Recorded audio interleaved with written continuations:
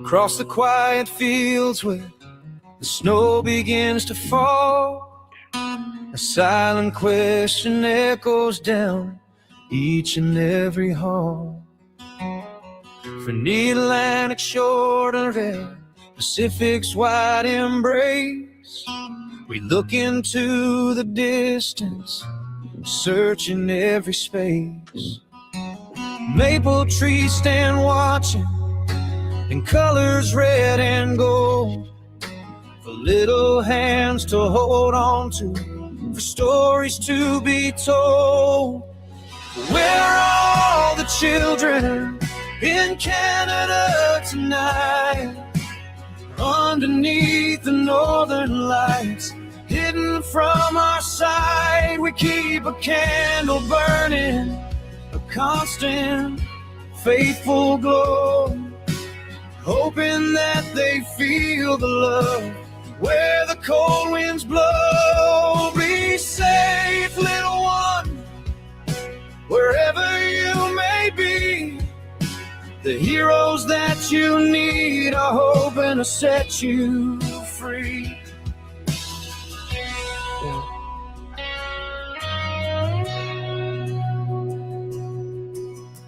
We trace the river valleys, we climb the mountains high, sending up a whisper to the vast and endless sky. A drawing left unfinished, a favorite teddy bear, gentle reminder stared, hanging in the air. A parent's heart is aching, refusing to give in, praying for the day when the searching finally ends and they can hold them again. Where are all the children in Canada tonight? Underneath the northern lights, hidden from our sight, we keep a candle burning, a constant, faithful glow, hoping that they feel the love where the cold winds blow. Be safe, little one, wherever you may be. The heroes that you need are hoping to set you free. Does the silence feel too heavy? Do the shadows look too deep? Remember all the promises the family meant to keep. We are looking, we are trying, across this spacious land. We need strong hands to help us. We need everyone to stand. Where are all the children in Canada tonight? Underneath the northern lights, hidden from our side, we keep a candle burning, a constant, faithful glow, hoping that they feel the love where the cold winds blow. Be safe, little one, wherever you may be. The heroes that you need are coming, waiting to set you free. To the parents waiting by the phone, you are not in this alone. Bring them home, bring them home. Let our heroes rise. His grandma was watching him boots planted. Creek searched, no neighborhood were checked. No cameras were looked at. No geofencing used. His grandma just turned around for 18 seconds and then little Dylan went poof. Truro police looked for 6 days.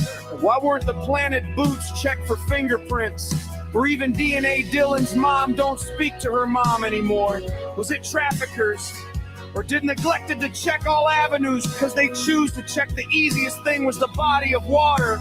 He is still missing. Does he wonder if his family is looking? Does he still remember his daddy's voice? Does he cry at night when it's dark and scary? Why cannot Canada do better by the children? They need heroes to come along and bring this children back. They need their parents to hold them tight. Stand up, Truro. And the RCMP, throw those guilty, sick members of your offices and government out the damn door. Our children need a hero. Let it be you!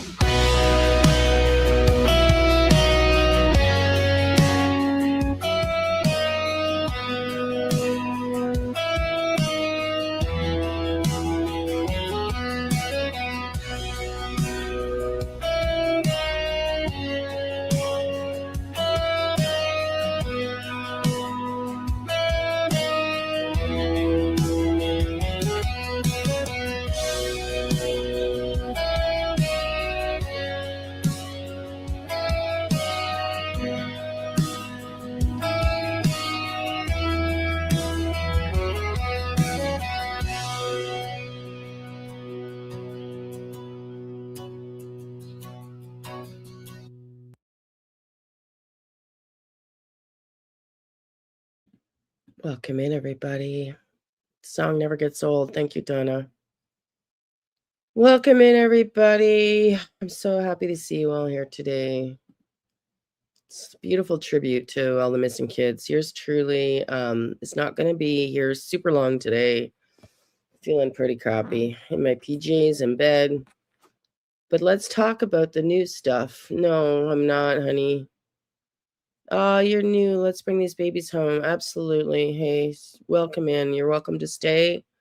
Welcome in. I'm not. Every time I think I'm feeling better, I don't know. It's not good. It's not good, but I'll be okay. I wanted to cover, and I was going to cover at 9:30 today. Thank you, honey. I'm sure I'll be fine. Like, it's not like I'm, got anything. It's just my daughter texted me this morning, and I think I told you guys Chio had said that the flu season was going to be brutal this year, and they're not kidding. So I just ordered some online groceries. I am sick, honey bunny, but it's okay. It's okay. It's all good. It's all good. Let's talk about Jack and Lilly. And I was going to do, and Jonathan Boley. We got an update to poor little Jonathan Boley yesterday, the little 4-year-old. I got that cold for X, still coughing. Yeah, I know, honey. It's a doozer, eh, Bonnie? Oh, it's a doozer. Thank you, Diana. Thank you. See who's here. Thank you, everybody, for coming in. Just Tuesday morning. Let's not forget about Jack and Lilly. It's Tuesday, January 6th. Thanks. Nice to see you here, Donna. I got your message. Sorry, I was just trying to order food online. I had the wrong bank card because I'm so sick. I was like trying to enter in my expired bank card number. So I don't have the energy, yes ma'am, to go anywhere, and I just ordered online food. So I don't know what that is, but I'll be fine, y'all. I'll be fine. I'll be fine. It's just every time I think I'm better, it's like it's a step backwards, but it's okay. Ottawa without catching it over Christmas. Hopefully. Good for you, Damien. Were you in Ottawa, honey? Were you in Ottawa? Oh, what were you doing in Ottawa, honey? It's my hometown. My hometown. Yeah, it's pretty brutal this year. So we're going to start with, so I wanted originally are you really, Damien? Don't tell me your last name's Robitaille. You're not Damien Robitaille, are you? I used to have a Damien on my real estate team. I would shit my pants if you're Damien Robitaille.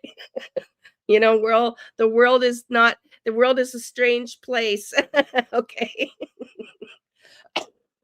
They're making me laugh. Shit. Oh God. Actually, he was a great guy, Damien. He was a really experienced agent. But yeah, I'm just listening, miss y'all. So sick, poor honey. Oh, welcome in, Veronica. No worries, honey. Okay, I was going to cover, and I wanted to cover the new case, and I was going to do live at 9:30. We'll see how I last today, because I was also going to do some updates to Gus Massoud. Sorry about the hair, everybody. I should let me go get my baseball cap, okay? So I can hide the bad hair. Hang on.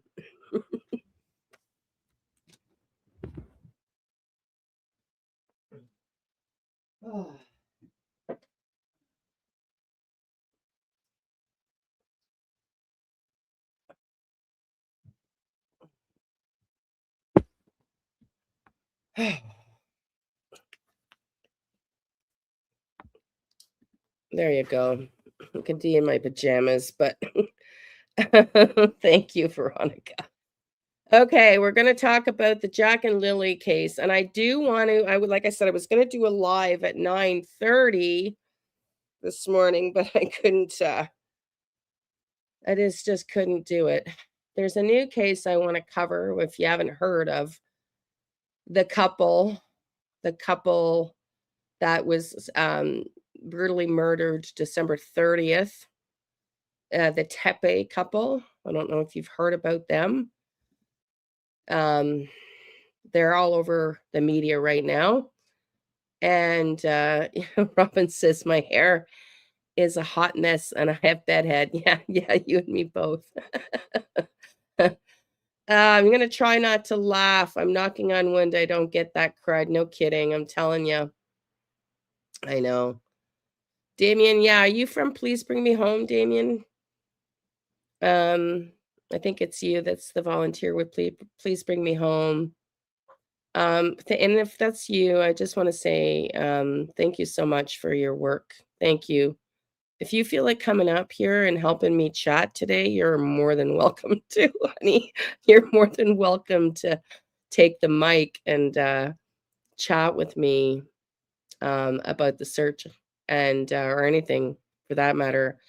And I want to say thank you for what you do. I really want to go and search like that someday. That's my goal when I have the resources to go out to places to volunteer to search. Because I volunteer with the Find Me group, but that's totally different, right? We don't go and look. Well, I don't, but we have canines and the whole yards. I don't know, Damien, if you've heard of the Find. I think some all chatted out after last night. Okay. Where were you last night? It's okay. I don't blame you. Oh, I missed Shannon's last night. I was on Charmaine's, but I missed Shannon's last night. Okay, well, thank you. I'll go watch that then. Thank you. I meant to get to Shannon's, but yeah, shenanigans. Yeah, no, I meant to get to that last night. Hey, Sharon, nice to see you. But yeah, it's totally different. So, hey, Anne, nice to see you this morning, honey. So thank you for your dedication, Damien, and your willingness to go look for the missing, because it cannot. Yeah, I know. I love her too. Her and Charmaine, just trying to stay out of the drama that's going on. Dragonfly, hey, Dragonfly. Morning, Stella. Yesterday we reported here.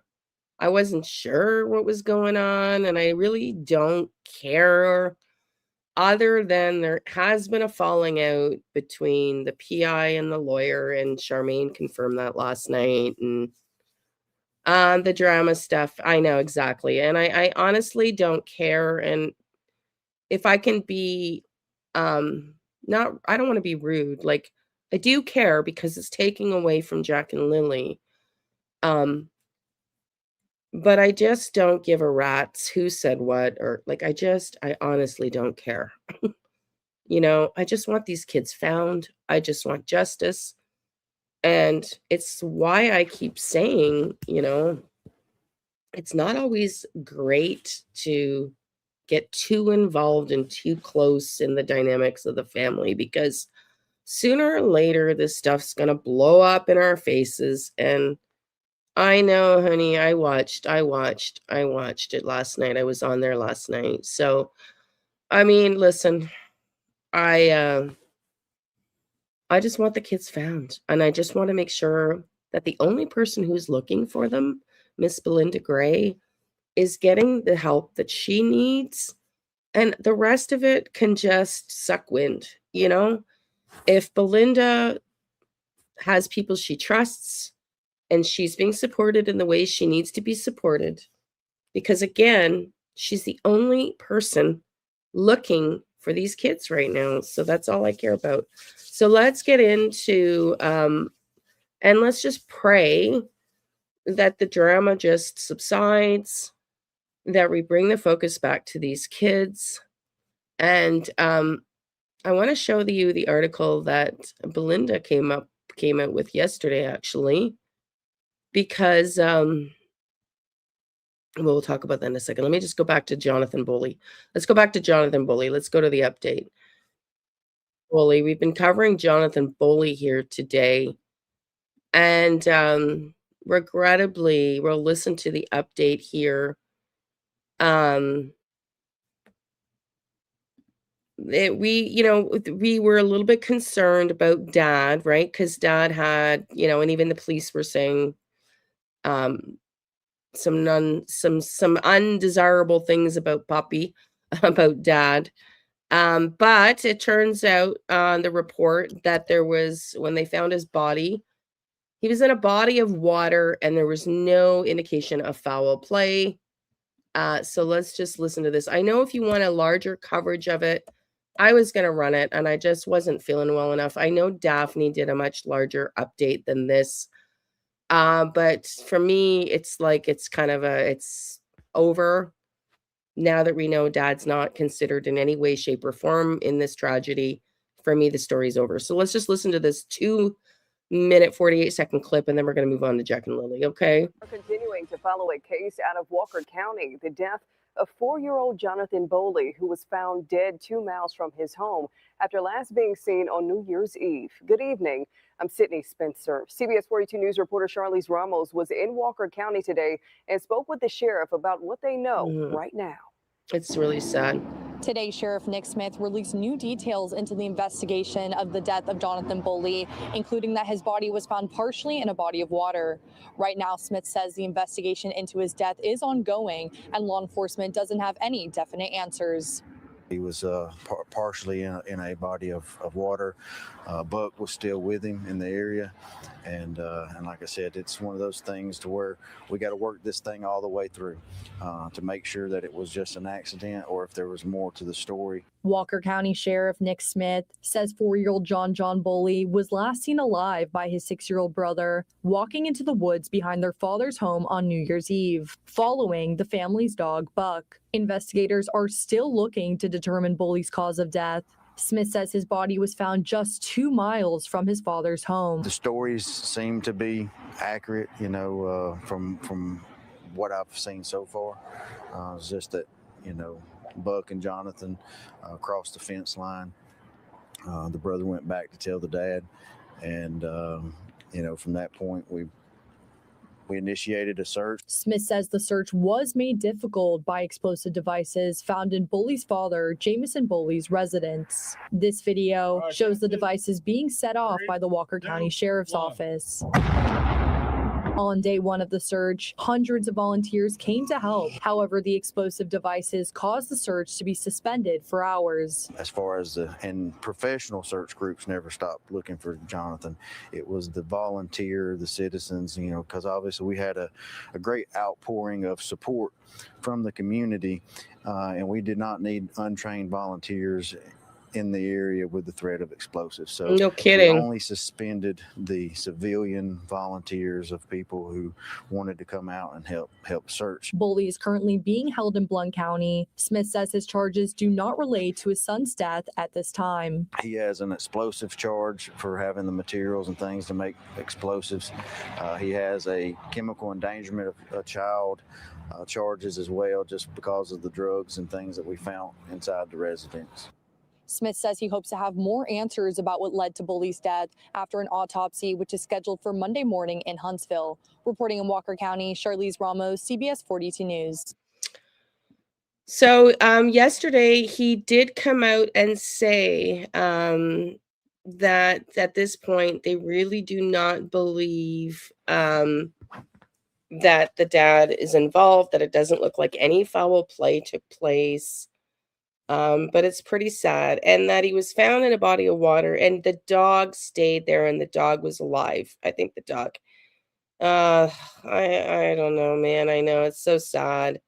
The weirdest thing about that, I mean, I wish Damien, I don't know if Damien's still in the crowd, maybe he could talk about that, is why the dog, when the searchers were out, wouldn't bark, you know, to get their attention. Like, I'm wondering why the dog didn't bark. It's so weird. It's so sad, you know? Okay, let's get into Belinda did an interview here. And like I said, if you want to hear more on that, Daphne's case files. Does everybody know Daphne in here? Daphne's case files. I can't even imagine that poor dog. I can't even imagine, you know? It's really sad. It's very sad. Yeah, if anybody wants the link to Daphne's, just let me know and I'll put it here in the chat if you want more information about it. But I usually, when a case has kind of wrapped itself up, I usually just kind of move on to things that are still unresolved. So if we hear differently and if the dad somehow becomes a target, you know, of the investigation, we'll pick it up. But it doesn't look like it. And he did a much longer clip yesterday. I think it was about 15 minutes, where he said he did not believe, they did not believe there was any foul play. So, okay, so here's Belinda. This was 23 hours ago. So yesterday, she did an interview, and this is in the Advocate. Grandmother hopeful Sullivan case will be resolved. You know, we've been talking since the new year about whether or not the police are going to pick this case up or not. And as it turns out, leaving 2025 in the rearview mirror, Belinda Gray is hopeful that the saga of the Sullivan children is close to being solved. So I'm happy to see that. I'm happy to see, because I'm hoping, you know, I don't really know. I know it's sad, but I'm hoping that Belinda would have a little more communication with the police, because we have been debating whether or not, you know, they're going to keep working it and how extensively and if they're getting more leads. But if Belinda's hopeful, and like I said yesterday, there's some controversy, not controversy, I guess, some creators are a little less hopeful of what the statement that they pulled out, that the latest news article was, whether that was positive or not. I'm going to lean on positivity, because that's, you know, I just see language in there myself that hopefully I'm not being duped, but I would like to err on the side of belief that the police are going to continue to work this case. So, and that they are continually looking down a road that might bring them the answers that they need. And if they don't, I'm going to trust that they're going to come back to the public and ask for more tips. So I'm going to operate in that mindset for now until proven otherwise. So anyways, let's just go back. I'll start rereading it again. As the calendar turns, leaving 2025 in the rearview mirror, Belinda Gray is hopeful that the saga of the Sullivan children is close to being solved. Her two grandchildren, 6-year-old Lily and now 5-year-old Jack. Okay, let me just read it. I've been correcting it, but they corrected it here. And her 4-year-old brother, Jack, who has since turned 5, went missing last May 2nd, said to have wandered off from their home in Lansdowne Station. They have not been seen since, despite a massive search for the two kids involving hundreds of volunteers and police personnel. In a case that has captured the attention of Canadians from coast to coast, and unfortunately has led to a lot of online speculation about what exactly happened to the siblings, very little evidence has been reportedly found with respect to the whereabouts, even with the use of a cadaver dog, drones, and police helicopters, and multiple searches. Gray said that a widely reported guarantee from the RCMP Major Crime Unit this past week that the case will be solved has somewhat boosted her spirits. Well, I'm really happy to hear that. I'm hoping to get some good news one way or the other she said in an interview from her home in Musquodobois. Gray has previously said she doesn't believe the children are still alive, but still wants to see the uncertainty come to an end, if for no other reason than to bring closure to those who care about the two children. It's given me hope that they're a little closer to figuring things out, she said. Gray, who is the paternal grandmother to the Sullivan siblings, said she is grateful that a lot of people have reached out to her to provide some support and a sense of positivity, just when you think the world is as evil as it can be. The children's biological father, Cody Sullivan, doesn't talk about the disappearance of his two children, she added. My son and I have never been really close. He's closer to his father. We talk occasionally, but most of the time he doesn't want to discuss Jack and Lilly at all. He says if he doesn't have to hear about it, he doesn't have to think about it, Gray said. Nova Scotia RCMP Criminal Operations Officer Dan Morrow told the media recently that the police have received more than 1,000 tips from the public, and more than 8,100 videos have been poured over, and 7 polygraph tests conducted on those closest to the children were passed, which only deepened the mystery. An RCMP spokesperson told The Advocate December 31st that the investigative team remains committed to pursuing every credible lead and determining with certainty what happened to Jack and Lilly, but would provide no further comment. Gray said the holiday season, coming nearly 8 months since her grandchildren vanished, was a somber and quiet one for her. I stayed home for the holidays. I couldn't bring myself to go out for Christmas this year, she said. Oh, that breaks my heart. That absolutely breaks my heart. That just breaks my heart. I know myself, I had a very hard Christmas. I know, it just breaks my heart. And that's just because I really missed my dad. I don't know that Christmas will be the same without my dad. And I can only imagine, because my dad died, unexpectedly of a massive heart attack and way too young, but nowhere near the circumstances under which Belinda is dealing with this with Jack and Lilly. And it's really, really sad. It's really, really sad. Okay. So what I thought I would do, but I'll leave it to you to decide. I thought what we would do is, I was going to cover Gus Lamont too, by the way. I'm just going to bring that up right now here. There's quite a few, I found quite a bit on Gus updates. Put a 1 in the chat below if you would like to continue to cover Gus Lamont. Gus Lamont from Australia. Let me know.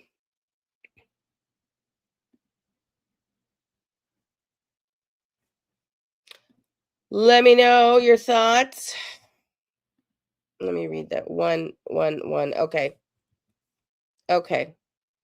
Perfect. Okay. And how do you feel about the new couple? I know as well. Chores around the house. No worries, Damien, honey. Yeah, they're all heartbreaking. It's brutal. Yeah, it is absolutely brutal. Gus Lamont, for sure, then we'll redo that. And how do you feel about the Tepe couple? Do you want to cover the Tepe couple? The dentist and his wife that were murdered. The police have come out asking for help. They've identified a suspect. I know. I know. It's just brutal. Okay. Okay.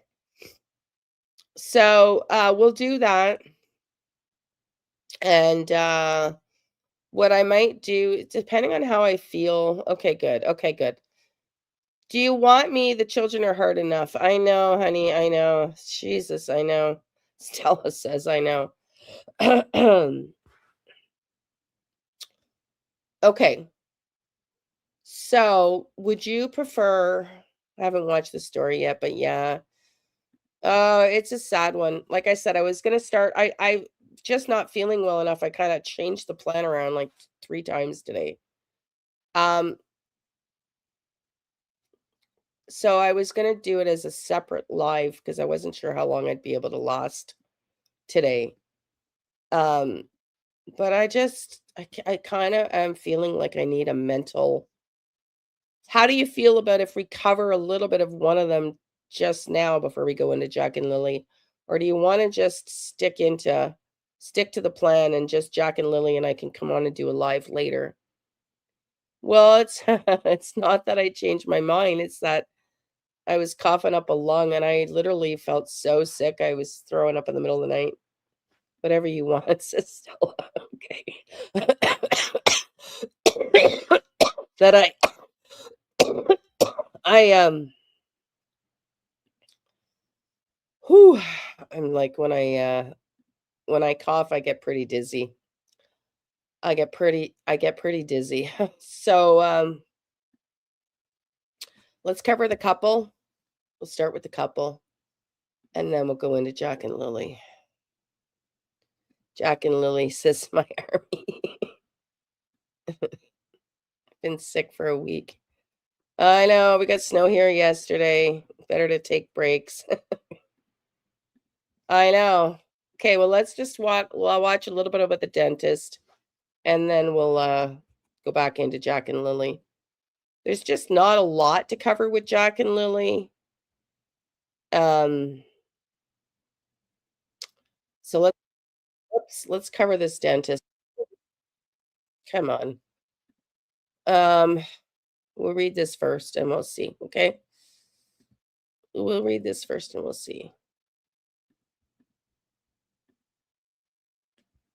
You got sick too, honey? You're sick too? Yeah, I know. I know. It's like the lingering. You do you, girl, says Wendy. Oh, it's not that I wanted to change my mind. I'm really trying to be consistent. I'm just having a very hard time breathing today, and I'm sick. So we'll see. I'm going to just introduce it. I really do want to cover this case. I'll tell you my theory, but I mean, what do I know? But so far, my little spidey sense says. So this is the apparent cause of death revealed for the dentist wife found slain at home with crying children inside. So sad. Young children were found unharmed inside the home with Spencer and Monique Tepe's bodies, if you can imagine. So what we know so far, according to People, Spencer Tepe and his wife Monique Tepe, I don't know if it's pronounced Tepe or Tepe, were found dead inside their Ohio home on December 30th. Authorities are investigating their deaths as homicides.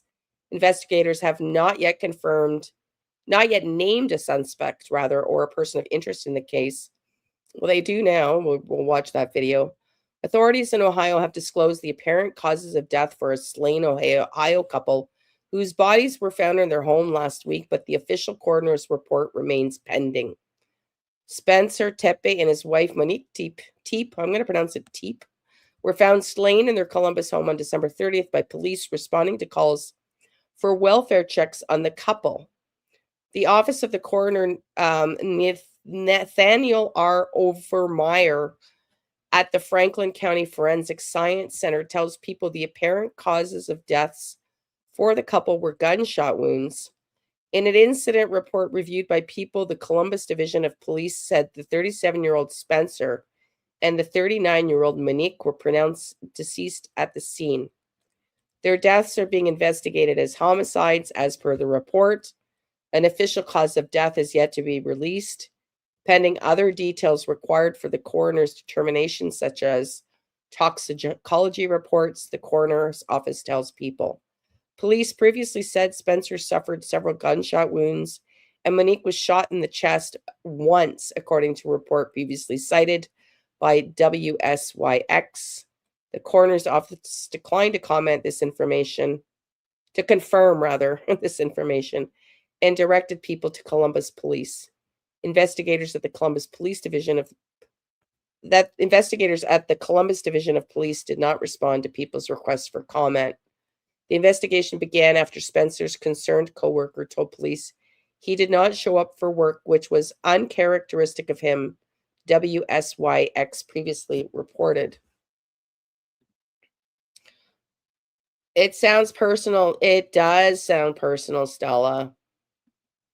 It sure does. A friend of Spencer who had also arrived to check the couple told the 911 dispatchers that he could hear the couple's children crying inside the house. I can hear the kids inside. I think I heard one yell, the caller said, according to the dispatch audio, but we can't get in. Spencer and Monique were known among loved ones for their warmth, kindness, and dedication to building a life rooted in love, their family said in a statement following their killings. They were extraordinary people whose lives were filled with love, joy, and a deep connection to others. Read part of the statement shared with people by Spencer's brother-in-law, Rob Misley. We are heartbroken beyond words, read the statement, adding to the family, is committed to seeing this tragedy fully and fairly brought to justice. So investigators have yet to announce a person of interest or a suspect in the case. They're are urging anyone with information to contact the Columbus Police Homicide Unit at 614-645-4730 or Central Ohio Crime Stoppers at 614-461-TIPS, which is 8477. Okay, let's watch a little bit more on these. I know. It's very, very sad. It's very, very sad. We'll watch a little bit more.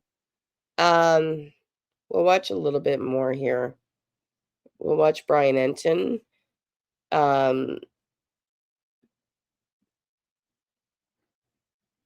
Let's watch this.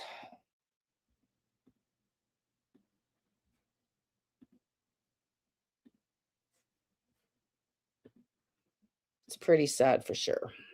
Hang on. Actually, before I watch that, sorry, y'all. I wasn't planning on doing this.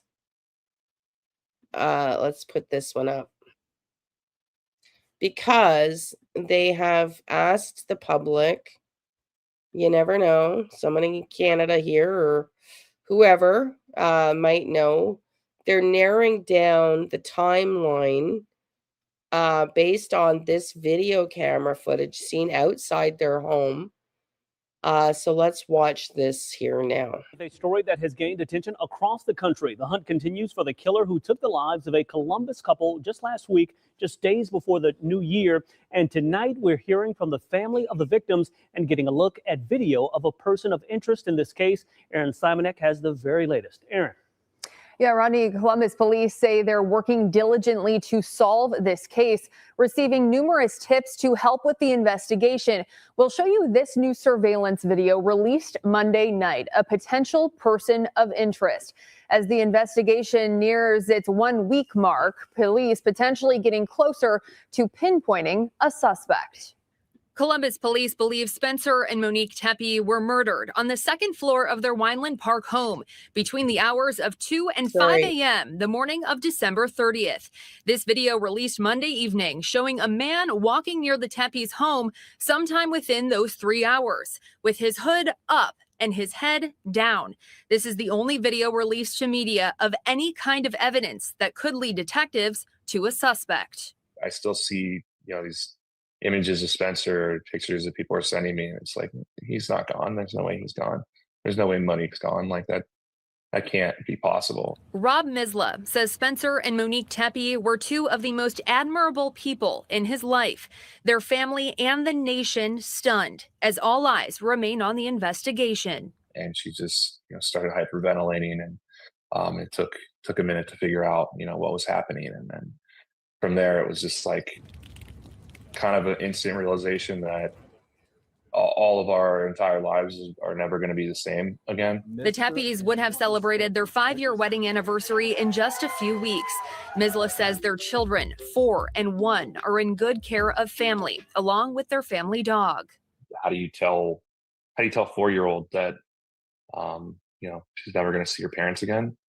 It's just awful, but we've been giving them all of our love. Misley describing Monique as warm, charming, and strong. Spencer known as calm, steady, and kind. With funeral arrangements in the works, investigators following the case closely. No interview was made available to ABC6 on Monday. We'd rather have it done right instead of fast.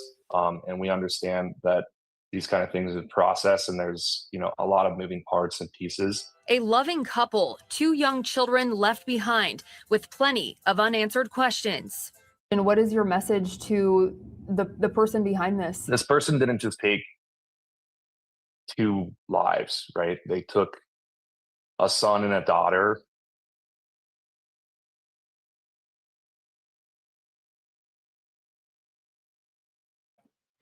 Just for the record, this gentleman here, we'll watch another quick clip because I can see your comments in the chat that are going to address the kids here. This is the gentleman here. They have got the kids with them now, is the brother of Spencer. Not the brother, the brother-in-law of Spencer. He is married to the deceased dentist's sister. Does that make sense? The gentleman you see on the screen here, the kids were with them. Sorry, they've been moved to another family member, but the kids were with them. We'll watch a quick clip on that because I see you asking about the kids. The gentleman on the screen here is Spencer's, the deceased dentist's brother-in-law. In other words, he's married to Spencer's, the deceased sister. So let's just keep watching for a second here. A brother and a sister, and an aunt and an uncle, cousins. And they obviously took 2 beautiful souls who are just lovely parents. Now, a major question also still remains tonight. Why would someone do this? If you or anyone you know might have information to help investigators, you can stay anonymous. Reach out to Crime Stoppers at 614-461-TIPS or Columbus Police. For now, on your side, Aaron Simonek, ABC 6 News. So yeah, so this person, they had come out and said that they were zeroing in, no, dad's sister's husband. Dad's sister's husband of the kids. But they're coming out saying that they had come out and said that they were specifically asking for camera footage between 2 and 5 in the morning. And I believe it's because of this snapshot that they now have, which is close to the home of this gentleman walking between 2 and 5 a.m. on the day they were murdered. Okay, so let's watch a couple more here, okay? Let me pull up. Whoops. Not that one. Let me pull up, I think is this one. Yeah.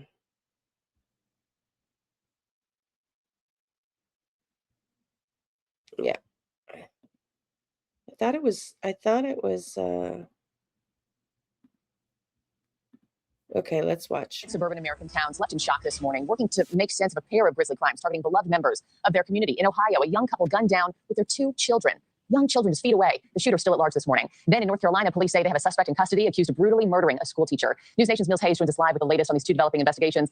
Mills, just awful. Let's start in Ohio. The search is now ramping up for the gunman who killed Spencer and Monique Tepe. What do you know? That's right, Marky. And they just released a new video. Police ramping up their search for the shooter who killed the young couple. Their 2 young children in the house when it happened. And Columbus police releasing new video showing a person of interest walking in an alley near the Tepe's home sometime between 2 and 5 in the morning when investigators believe that the killings occurred. Police are asking for any info that could identify this person. And the couple, Spencer and Monique Tepe, were discovered with multiple gunshot wounds just after 10 in the morning after Spencer's coworkers called police when he didn't show up for work at the dentist office he worked at.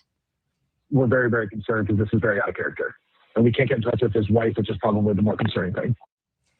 Their 2 young children, just 4 and 1 years old, and their family dog were found at the scene unharmed. They are now staying with family members who say they're dealing with all the emotions, disbelief, anger, and sadness, of course. We were just with them for Christmas, and just seeing her and how much those kids loved her and how much she loved kids. You know, it was awesome. You know, we ended up gathering at Spencer's parents' house very quickly, and it's just like, we're all there because, you know, him and his wife were murdered, but we're also all expecting them to walk right through the door. Police say that they have not recovered a firearm and say that there were no clear signs of a forced entry, Marky. Just horrific. It makes me sick for those children too, Mills. Okay, keep us posted there.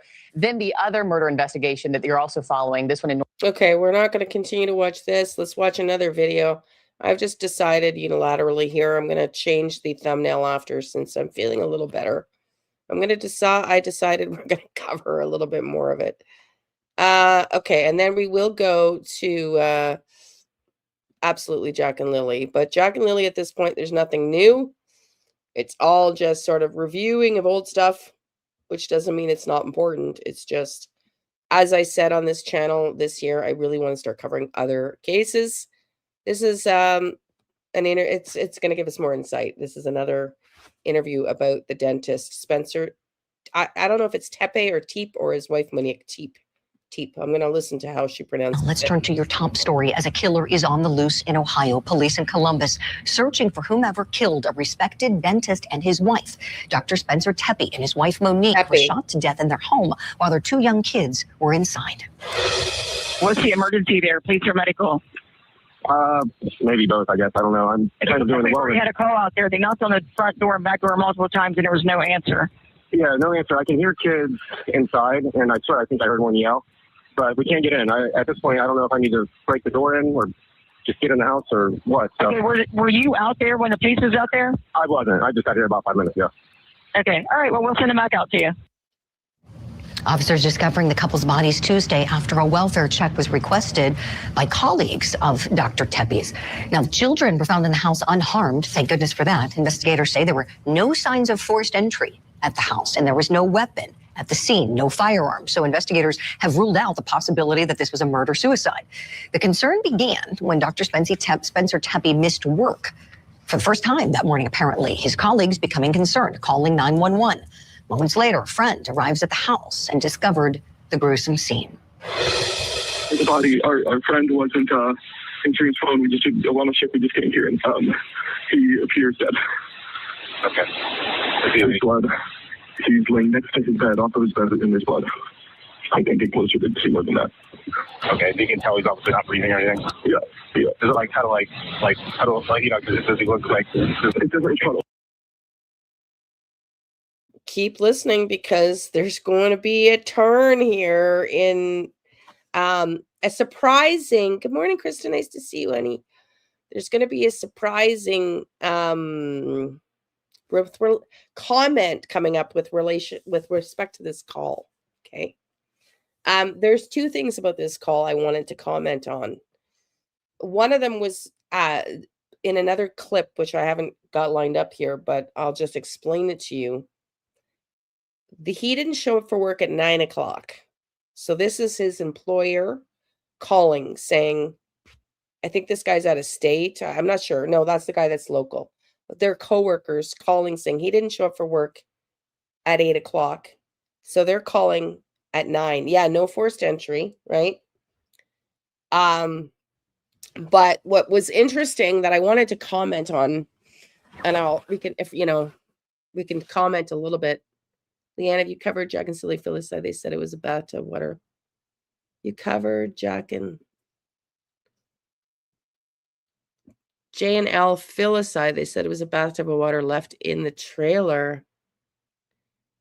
No, I haven't, honey. But can we stay focused, Michelle, on what we're talking about, honey? If you want to come back out, go out and come back in. We're going to get to Jack and Lilly in a little bit. I doubt they would leave water in the trailer for evidence, but I could be wrong, Michelle.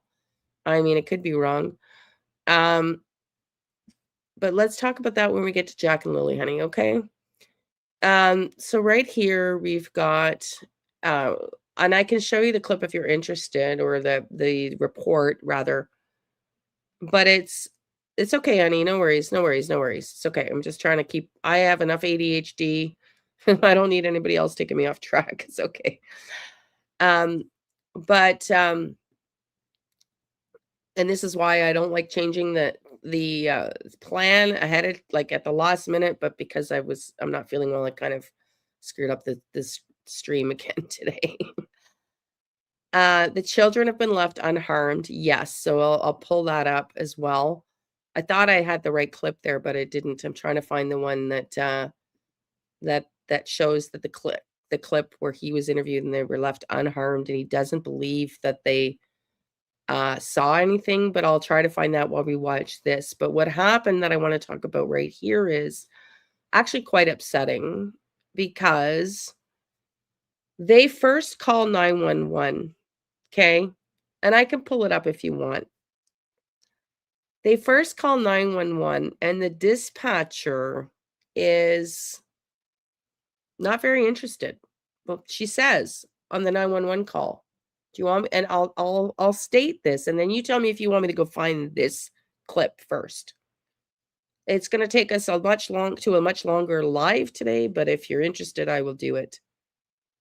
That they called, and the dispatcher the first time around, the 911 operator, the audio was released, was very like, well, people don't show up to work all the time. Like, what's the concern? Because they're asking for a wellness check, and the dispatcher is like, so what? And so they call back and say, can you please go and do a wellness check? I guess they had already done a wellness check. Yeah. And I want to talk about that because remember we heard that in the Idaho 4 case? We heard that in the Idaho 4 case where the kids are screaming and the dispatcher's like, shut up and calm down. I can't hear you and stop talking over each other. And like, biatch, did you maybe get the hint that there's a trauma going on here? Like, honest to God. But then not only one failure, okay, that they don't think there's enough cause to call in because he didn't show up for work. The cop goes to the house, doesn't go inside, knocks on the door, and leaves going, everything's been okay. Everything's checked. No problem here. No problem here. And not then, until after that, do the employees go out, and then now what you're hearing is them calling after their third or fourth call, the 911. Yeah, he was a dentist. They go out to the house and hear the kids. And the cop had already been there to do the wellness check. So I say this with love. I say this with love. But having been, that's one of the things as a coach that you look at. Like every day, I know. Do you want me to go get that clip? I will go get that video if you want to. Lucky for the babies, somebody checked. Now, no kidding. No kidding. And I understand like not every call and everything, but this one isn't just, we believe you, Sis Marie.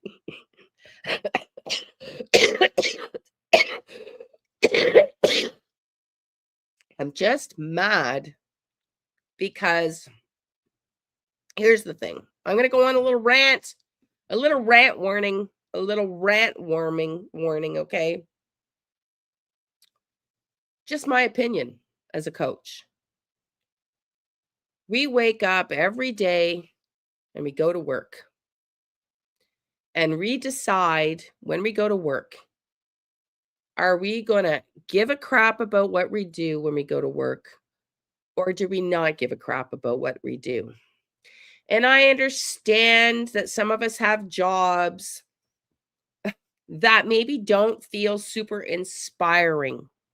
This is where me, the coach, is going to come in, okay? But if you don't like your job, give it up to someone else who gives a shit. Because in my opinion, if people just went to work and actually gave a rat's you-know-what, ASS, about their job, we would be in a much stronger world, in a much better place. Imagine when you called your bank, or you called your utility provider, or you called customer service on Amazon, or you called for anything. If the person on the other line, and you can all go to some memories right now and think about when somebody cared about their job and the service you got versus the person that doesn't give a shit about their job. And there's good and bad in everything. And if you are a cop and you are a dispatcher and you don't give a shit about your job, I'm going to suggest get out of it. Go find another job. Go find another job. You are a cop who was asked to do a wellness check, and less than an hour later and 3 phone calls later, the same people that called 911 3 times had to call again because they heard the screaming and crying kids inside the house where their 2 murdered parents lay. And 911, you fucked it up pretty bad. Just saying. Just saying. If that cop actually gave a shit. Now, here, how do you think that was translated to him, though? I don't know. Did the dispatcher's snarky little fucking attitude affect his ability to maybe go open-minded, that maybe there was something wrong here? Did he listen to see if he could hear kids crying inside? People, that's the problem. Nowadays, people don't give a flying F about anybody other than themselves. Yeah. And I had to talk about it because we talk about systemic failures here on this channel. We talk about systemic failures. And thank God for these people. Now, you're going to hear a different perspective about these people in a second. But Jesus H. Because here's the thing I want to say. Here's the thing I want to say, because I know this as a coach, okay? And I don't mean to cut anybody down, but the tenacity that these people had is rare. The tenacity that these people had to keep calling, to drive over, something felt wrong, was rare, is rare. Okay? Most people are so sick and tired of trying to fight against the justice system and the institution and people that don't give a rat's ass that they just give up because it's like banging your head against a brick wall. Anyways, enough said. I'm probably going on too long about the rant, but I had to comment because it's actually incredible. It's actually quite incredible. And I'd like to hear a statement from the police officer, and I'd like to hear what kind of a supposed wellness check he did. I'd like to hear that. And I'm sure the parents, or the family rather, of these 2 parents who were dead inside with a 4-year-old and a 1-year-old crying, left alone, I'm sure the family of these kids and these deceased parents, murdered family, would probably like to hear an explanation too. I get what. Okay. All right. I understand. Okay. So what happened here? No items taken from the home, no signs of forced entry, no firearm in the house. Let's dig into this. Who might have done these murders? Let's bring in former FBI special agent. She's retired after many years of service. Jennifer Coffindaffer. She's also a firearms expert and has expertise in the area of gangs as well. Also want to welcome in private investigator with Black Ops, Private Investigators. He's formerly. Okay, and you're going to hear another theory here, and then I'm going to rant a little bit more about why this was important as well for this 911 dispatcher to actually pay better attention. And I'm going to show you the statistics and what we're talking about here in a second. Keep listening. Served with the NYPD and our military, Manuel Gomez. Good morning and Happy New Year to you both. I'm so thrilled that we have you both here to dig into this one. Jen, I'll begin with you. Your thoughts when we think about where this investigation should go and who you would want to be interviewing, how you would work this case. Talk to us about that, if you would, please. Right, Julie. Well, when you look at this case, there are some things that really stand out. First of all, the fact there was no entry, forced entry, no items stolen. There was no indication that anything was toppled or there were any issues. So that tells me that likely this is somebody that this couple would have known. Also, if you look at the preciseness and accuracy of the shots, you have 2 shots to him, 1 shot to her. Also, there was a combination lock on that door. This would lead me to wonder who had access to that combination lock. I found it very interesting that the wedding that they had was at this home. That would mean possibly many people had access to that combination lock. In addition, that 911 call, Julie, that originated sort of strangely in my view. Who calls 911 when your employee just doesn't show up for work for a few hours? I found that a little bit odd as well. So I would start with all of those. So Jennifer is kind of in alignment, but keep listening. No, it's okay, honey. No worries. Don't worry. Love you. Don't worry. No worries, Michelle. It's okay, honey. It's not your fault. It's my fault because you came here thinking we were talking about Jack and Lilly, and I just added some content. So don't worry. We're going to get to Jack and Lilly.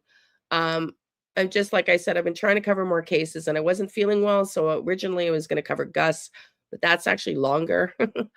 So I might just do a separate Gus stream than covering this. There's so much information that I found on Gus Lamont. So yeah, don't worry. Let's just keep going. But listen to this. Keep listening to this. So Jennifer finds it strange that they're calling an hour later. Keep listening. Witnesses and individuals that knew this couple. Jen, all excellent points. I want to dovetail from your last point. We have that 911 call. So the owner of the dental practice, what Jen was just referencing, he's based in Florida, and he's placing this 911 call at 9 a.m. So it was him. Okay, keep listening. Tuesday morning. Let's listen. Did you receive information they may have been involved in an accident, or? No, ma'am. I just know that he is he is always on time, and he would contact us if there was any issues whatsoever. And I just don't know how else to say this. We're very, very concerned because this is very out of character, and we can't get in touch with his wife, which is probably the more concerning thing. Okay, again, 9 a.m. on a Tuesday morning. I looked up that dentist's website for the practice hours, and it says on Tuesdays they begin at 8 a.m. There are other dentists in the practice as well. Manuel, what do you say about this? Is that suspicious to you that there were calls of such grave concern at 9 a.m. requesting the welfare check so early? Well, first of all, I want to say my condolences to the Tepe family and to all the families who have lost their loved ones here. Second of all, I do agree with Jennifer, and that is that the boss, to me, is a possible suspect. But what's even more of a possible suspect is the second caller who goes there and describes the puddling of the blood, the body on the floor, and so forth. Clearly, this was a targeted murder. Clearly, the aggression was mostly spent at the husband. This is why he has numerous shots in his body.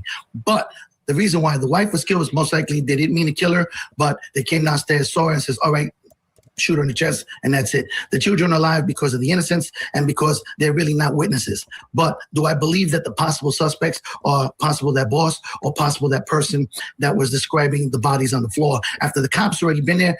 Highly suspicious. But this case is going to go on the digital footprint, and that's what's going to take to bust open this. Did you hear that? Did you hear that? They are both suspicious of the boss that called the 911. They are suspicious of the guy that called 911. Okay. So now listen to this, okay? Because I've heard this before. So we're doing this live here. We're doing this live. Hang on. I'm just trying to...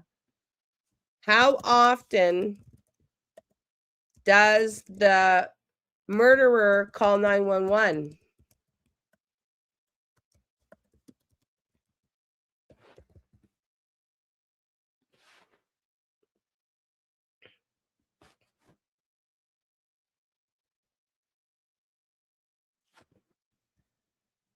%30 of the murders. Let me just remove this. I want to try to educate ourselves every time we have a case that recover. There is something to glean and learn, okay? A lot. Yeah, a lot. Enough so that my point is that 911 operator had to know these statistics, has to know that 30% of the murderers call the 911. 30%. That's almost 1 in 3 chances that the person that you're hearing on the other end of the phone is the fucking murderer. Excuse my language. So why are you dismissing the call, ma'am? If you, do you see where I'm going here, people? If you know statistically as a 911 operator, and don't tell me you're not trained on these statistics, that there's a 30% chance that the person calling is involved in the crime, you should be listening and asking questions and probing. Just my opinion. Just my opinion. So here's what it says on Google, on AI. In homicide investigations, researchers have identified patterns regarding how frequently perpetrators contact emergency services to report their own crimes. Prevalence rate: approximately 30% of murderers call emergency services to report their own crime, typically while pretending to be an innocent bystander or a discoverer of the body.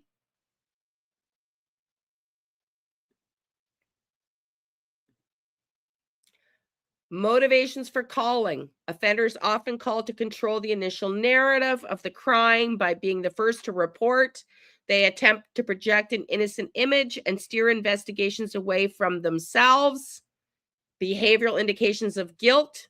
Studies of emergency services calls have noted the distinct differences between innocent and guilty callers. Victim focus. 67% of innocent callers ask for help for the victim compared to only 34% of guilty callers.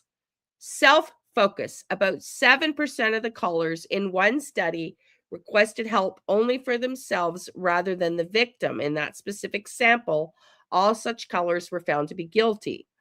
Verbal patterns. Guilty callers often provide rambling, confusing information or use minimizing language, such as repeating the word just significantly more often than innocent callers, the average of 4 times versus 2.5 times. Detection challenges. Despite these behavioral clues, more than 80% of lies in such calls go undetected by standard dispatchers, as many indicators of guilt are subtle and require forensic analysis. Detection challenges. I'm going to repeat this because it's proving my point, and I didn't even Google it before I made my point. You saw me Google it. Detection challenges. Despite these behavioral cues, more than 80% of lies in such calls go undetected by standard dispatchers. So, does that 911 call operator need to be retrained?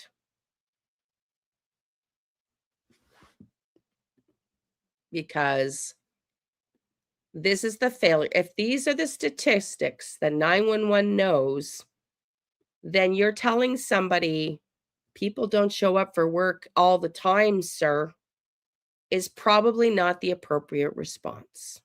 Just saying. Just saying. Let's go back to the video we were playing. I'm going to let my lungs do a break, and we'll keep listening for a few minutes. And who it was. Definitely. Great points, Manuel. So, to your point, the digital footprint. So let's just say, as an investigator, it sounds like you both would like to interview these people who were very active that morning, calling concerned, going to the house. Jen, talk to us, please, about how you go about that. Do you ask these people if they'll willingly turn over their devices and their communications? Well, I would first start, of course, with the deceased devices and communications. Also, I want to see all this video. There's a Ring camera. We know there's a public camera across the street. I would believe that there are multiple Ring cameras in this neighborhood. This neighborhood, by the way, is very interesting because it's in really a bad part of town that they're trying to revive. So this house was a $700,000 townhome, but essentially it's surrounded by really bad neighborhood. So a lot of cameras and so on are going to be there. As far as interviewing these possible witnesses, possible suspects, that is really ground one for me. I'm going to go there and in person interview them and ask if they'll take polygraphs and ask if they'll give up their devices. You can tell a lot by what people will and will not do. Yes, Jen. So let's explore another possibility that this might have been someone looking to do a crime there, whether it's they intend to go in and burglarize the home. They intend to just do a killing, maybe per gang initiation, something like that. Manuel, what do you say about that? Do you think it's possible this could have been more random than personal? I think it's possible, but highly unlikely. And the fact that you said before, they didn't steal anything. They didn't take nothing from the house. Okay, this was a targeted murder. This was targeted to that husband. And I have to say to you, this is a very good looking couple. She's a beautiful woman. He's a handsome guy. Okay. Either one of them might have had some type of affair or somebody who liked them. Like Jennifer said, this house has digital locks on the door, which you don't need a key. All you just need is the digital combination. And the fact is, not only did it have ring camera in front of the house, which covers about a 70-degree angle, but it also has cameras in back. When I saw the backyard, I saw 2 ring cameras in the back. This house is fairly new, so the modernization of the equipment with it is going to be key in this investigation. But I do believe that there is someone that they know that was possibly in a relationship and so forth. And like Jennifer said, I would start with those 2 key individuals. Why do you call? Because somebody misses one day of work? I have a problem with that. Yeah, I hear you, my friend. Jen.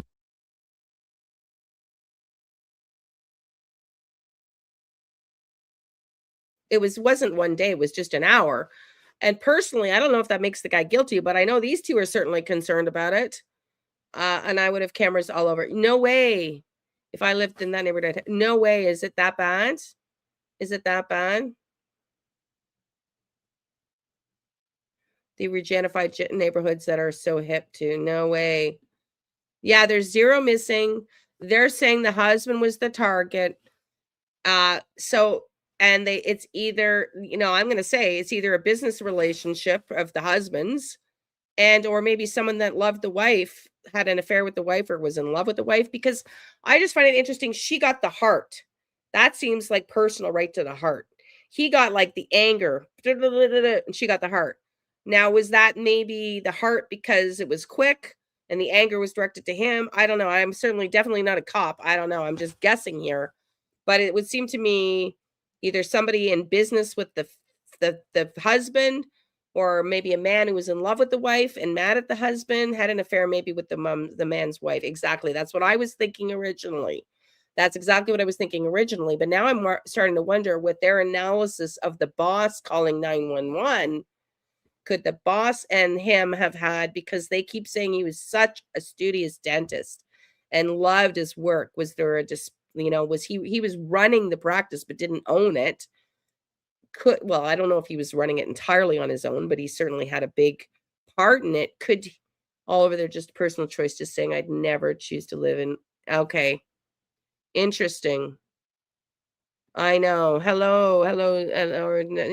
Sorry, Stella, you've been in here a while. I thought it was someone else. Like, quick glance coming in. No, I know. So it's really curious. This is almost over. We've got another one. Last point from you, please. You have done service work with the FBI, infiltrating gangs. You've studied them. Does this look at all like gang activity to you? Capital, no. No, not in the least. Typically, when you see some sort of gang activity like this that would either be for the purpose of robbing or for the purpose of a gang initiation, you see a spray and pray tactic. You would see so much damage. You would see items stolen and taken from that residence. They just don't have the understanding to be low profile in what they do. This is a low profile murder, meaning the person who went in there has minimally some expertise with their weapon to hit kill shots right away. And they were able to get in and get out without being identifiable. I would guess that they're going to be totally covered up. And that's why police are asking for more camera footage. Excellent insight from you both. Jennifer Coffindaffer, Manuel Gomez, thank you. Okay, let's get to one more and then we'll go into Jack and Lilly here. Krista says, I saw that up in Cleveland. Landfill flips a bad house, lots of potential. Then a rich man buys it and keeps it, raises the property. Yeah, I know. I thought I heard her boss. No, it's him, his boss. What if the dentist wanted to get out on his own? Yeah. I mean, who friggin' knows, right? But okay, let's watch this one. We got another interview here that Brian Etten does, and I love Brian. He always does a great job. And let's listen in. Appreciate all the support. In this episode, I am digging into the latest on this very mysterious case out of Ohio of a dentist and his wife who were found murdered, shot dead inside their home, and their little kids were inside the house. It's just, it's a terrible, terrible story. There's a lot of theories floating around. I'm going to get into this episode why it appears it is likely not random. I'll explain in this episode of Brian Etten. All right, guys. So the very mysterious murder of an Ohio dentist and his wife in their home while their young children were there, it is sparking obviously a lot of concern and also a lot of questions about who may have done this. And there are some theories here, and I'm going to get to those with my criminologist guest in just a minute. But first, let me tell you the latest on the case. Oh yeah, they look incredibly happy. And that's what makes it so sad. And if I could find a very short clip after this one from the family member, that's what has them so stumped, because this was their personalities. They were always smiling and happy. They looked to be incredibly in love. Got married 5 years ago. But you know, hey, would we really know what's going on in the background, right? But it's the family states how shocking it is, because these pictures truly display their genuine characters all the time. Spencer Tepe, a dentist, and his wife Monique, they were found on Tuesday after a welfare check at their home in Columbus, Ohio. Their 2 small children were found alive inside the house. Spencer was found shot multiple times. Monique was shot 1 time in the chest, according to investigators. So Spencer was shot multiple times. Monique was shot 1 time. Officers found no signs of forced entry, which is one of the mysterious parts of this. And there was no gun found at the scene, but there were shell casings that were found. Police have made it clear that this is not being investigated as a murder-suicide, which makes sense. They found no gun at the scene, so it does not appear to be a murder-suicide. The children are 4 years old and 1 year old. Yeah, I mean, it's just so sad to think that they were there when their parents were murdered. I'm going to play you some of the 911 calls in a second from concerned coworkers of Spencer, the dentist. But again, it's so sad, because you're going to hear in the 911 calls that one of the coworkers says he heard one of the kids crying inside the house and could see Spencer's body. While police don't have a murder weapon, they did find 9mm shell casings at the scene. So that's significant, and that could really help with the investigation. Now, as for those 911 calls, first let me play you the call from Spencer's boss, who was concerned because Spencer did not show up to work. Listen to this. Police, Tech 107. Yes, I would like to ask for a wellness check on an individual at their home. Well, I'm currently in the state of Florida. I'm on vacation, but this individual, Spencer, works with me, and he did not show up to work this morning, and we cannot get a hold of him or his family. He didn't show up to work? Correct. Okay. Does he have medical problems? Or? Okay. Like, listen, she doesn't sound too concerned. No, and he's been reliable, and we cannot get in touch with him, his wife, his family, anybody that lives in that house. Okay. So There's 2 kids in the home. I'm in Florida. I own the business. I was informed by my employees that he was not at work, and he runs the office. Did you receive information? I own the business. I was informed by my employees he was not at work. He runs the business. We just read the article that says that if the murderer is calling in, because he could have, we don't know, could have been him on the camera footage we just saw. We have no idea, but that Jennifer Coffendorfer and the other cop are very seriously interested, and they said they would be wanting to talk to this man. And we just read that 30% of the people that call are the suspects, the criminal themselves. So what we heard was the word "just" being used, and the focus on the guilty people being on them and not the victim. Is he calling because his employee didn't show up to work? That's what I want us to listen here. Or is he calling because he's concerned about this guy? How many times has he used the word "just"? He says he's in Florida. Yeah, exactly. That's very interesting too, Donna. Let's listen. They may have been involved in an accident, or? No, ma'am. I just know that he is he is always on time, and he would contact us if there is any issues whatsoever. And I just don't know how else to say this. We're very, very concerned because this is very out of character. And we can't get in touch with his wife, which is probably the more concerning thing. Okay. We will send somebody over as soon as we have an officer available, okay? Okay. Thank you very much. Bye-bye. And there's also a 911 call, several of them actually, from coworkers who actually went to the house apparently they were just like panicked. He didn't show up to work, totally uncommon for him. And so they just decided to drive over to the house, and then they also called 911. Listen to this. Our boss did not report for work. We haven't been able to get a hold of him for 3 hours. We are on site and we can hear. Okay, I just talked to somebody there. Okay, I'm just making sure somebody called. Yeah, I just got a call from somebody and sent it back up for dispatch. Okay. Are you there? Because you're not showing that you're at the No, location. I'm en route there. 911, what's the location of your emergency? Okay, what's the emergency there? Police or medical? Maybe both, I guess. I don't know. I'm It kind of looks doing like the we loan. had a call out there. They knocked on the front door and back door multiple times and there was no answer. Yeah, no answer. I can hear kids inside, and I swear I think I heard one yell, but we can't get in. At this point, I don't know if I need to break the door in or just get in the house or what. So Okay, were you out there when the police was out there? I wasn't. I just got here about 5 minutes ago. Okay, all right, well, we'll send them back out to you. Okay, thanks. Bye.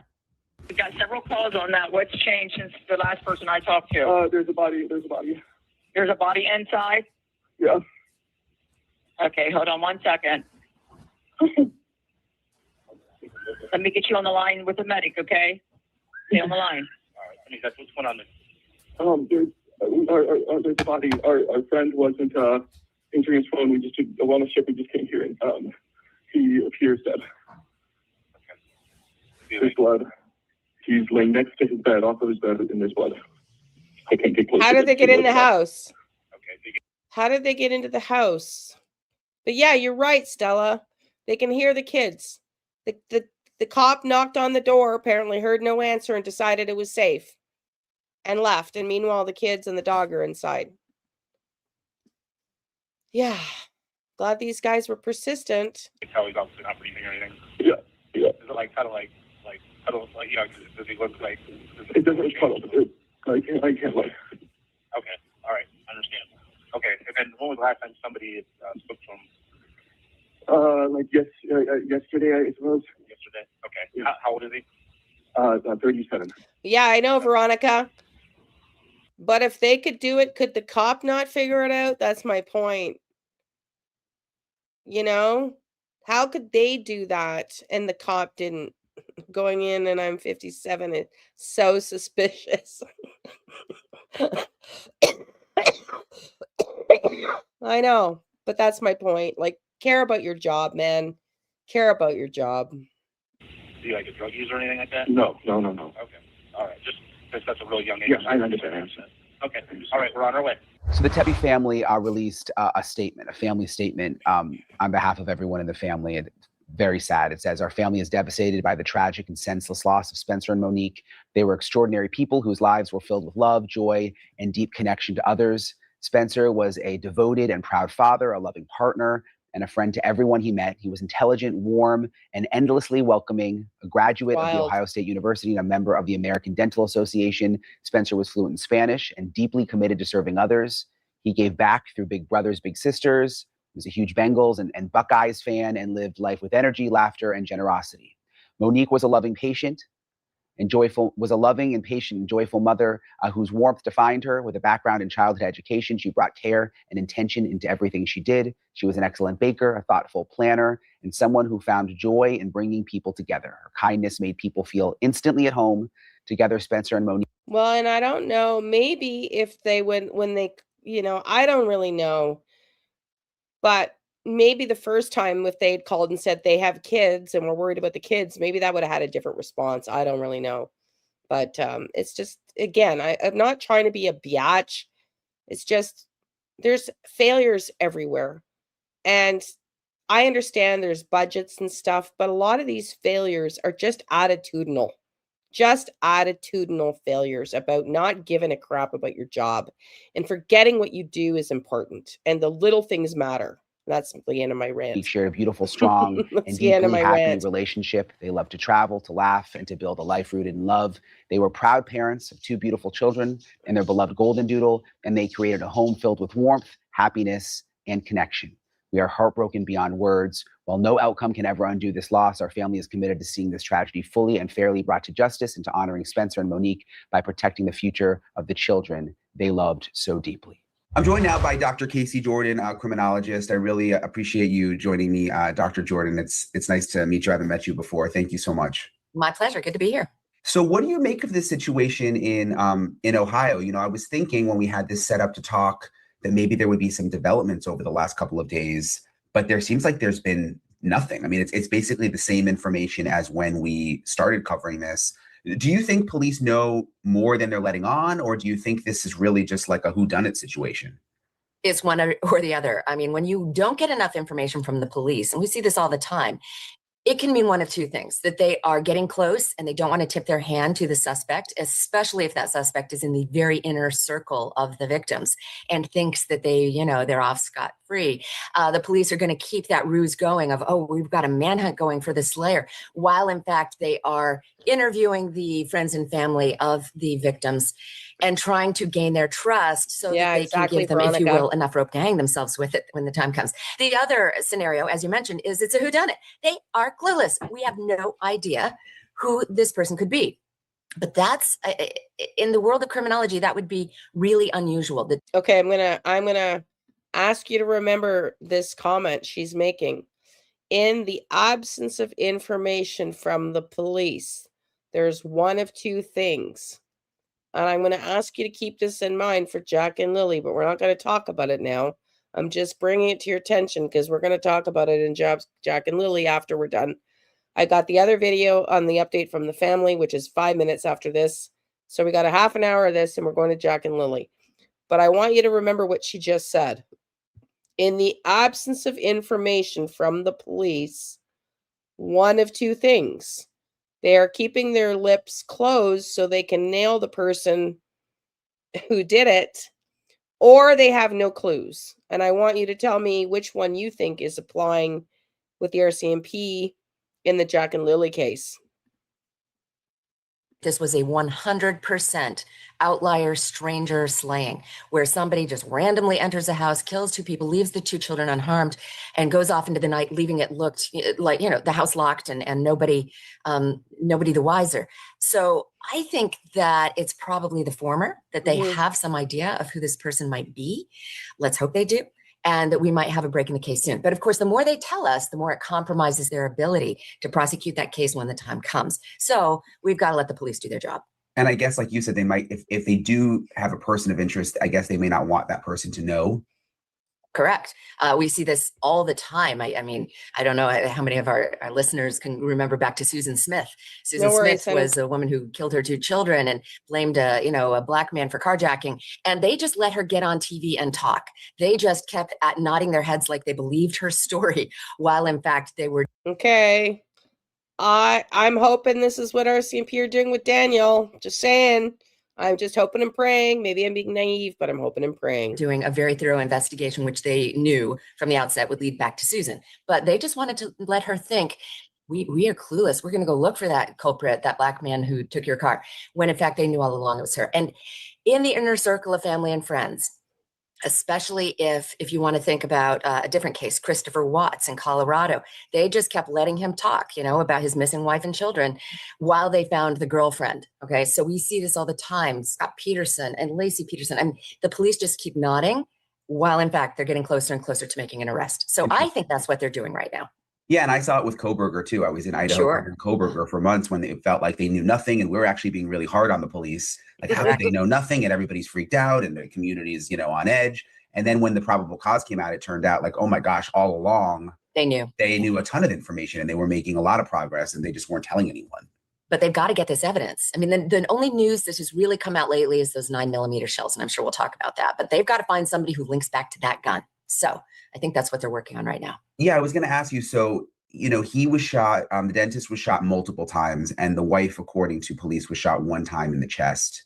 What does that tell you? Well, multiple times on the husband, in my mind, means that the husband was the primary victim and the wife was the secondary victim.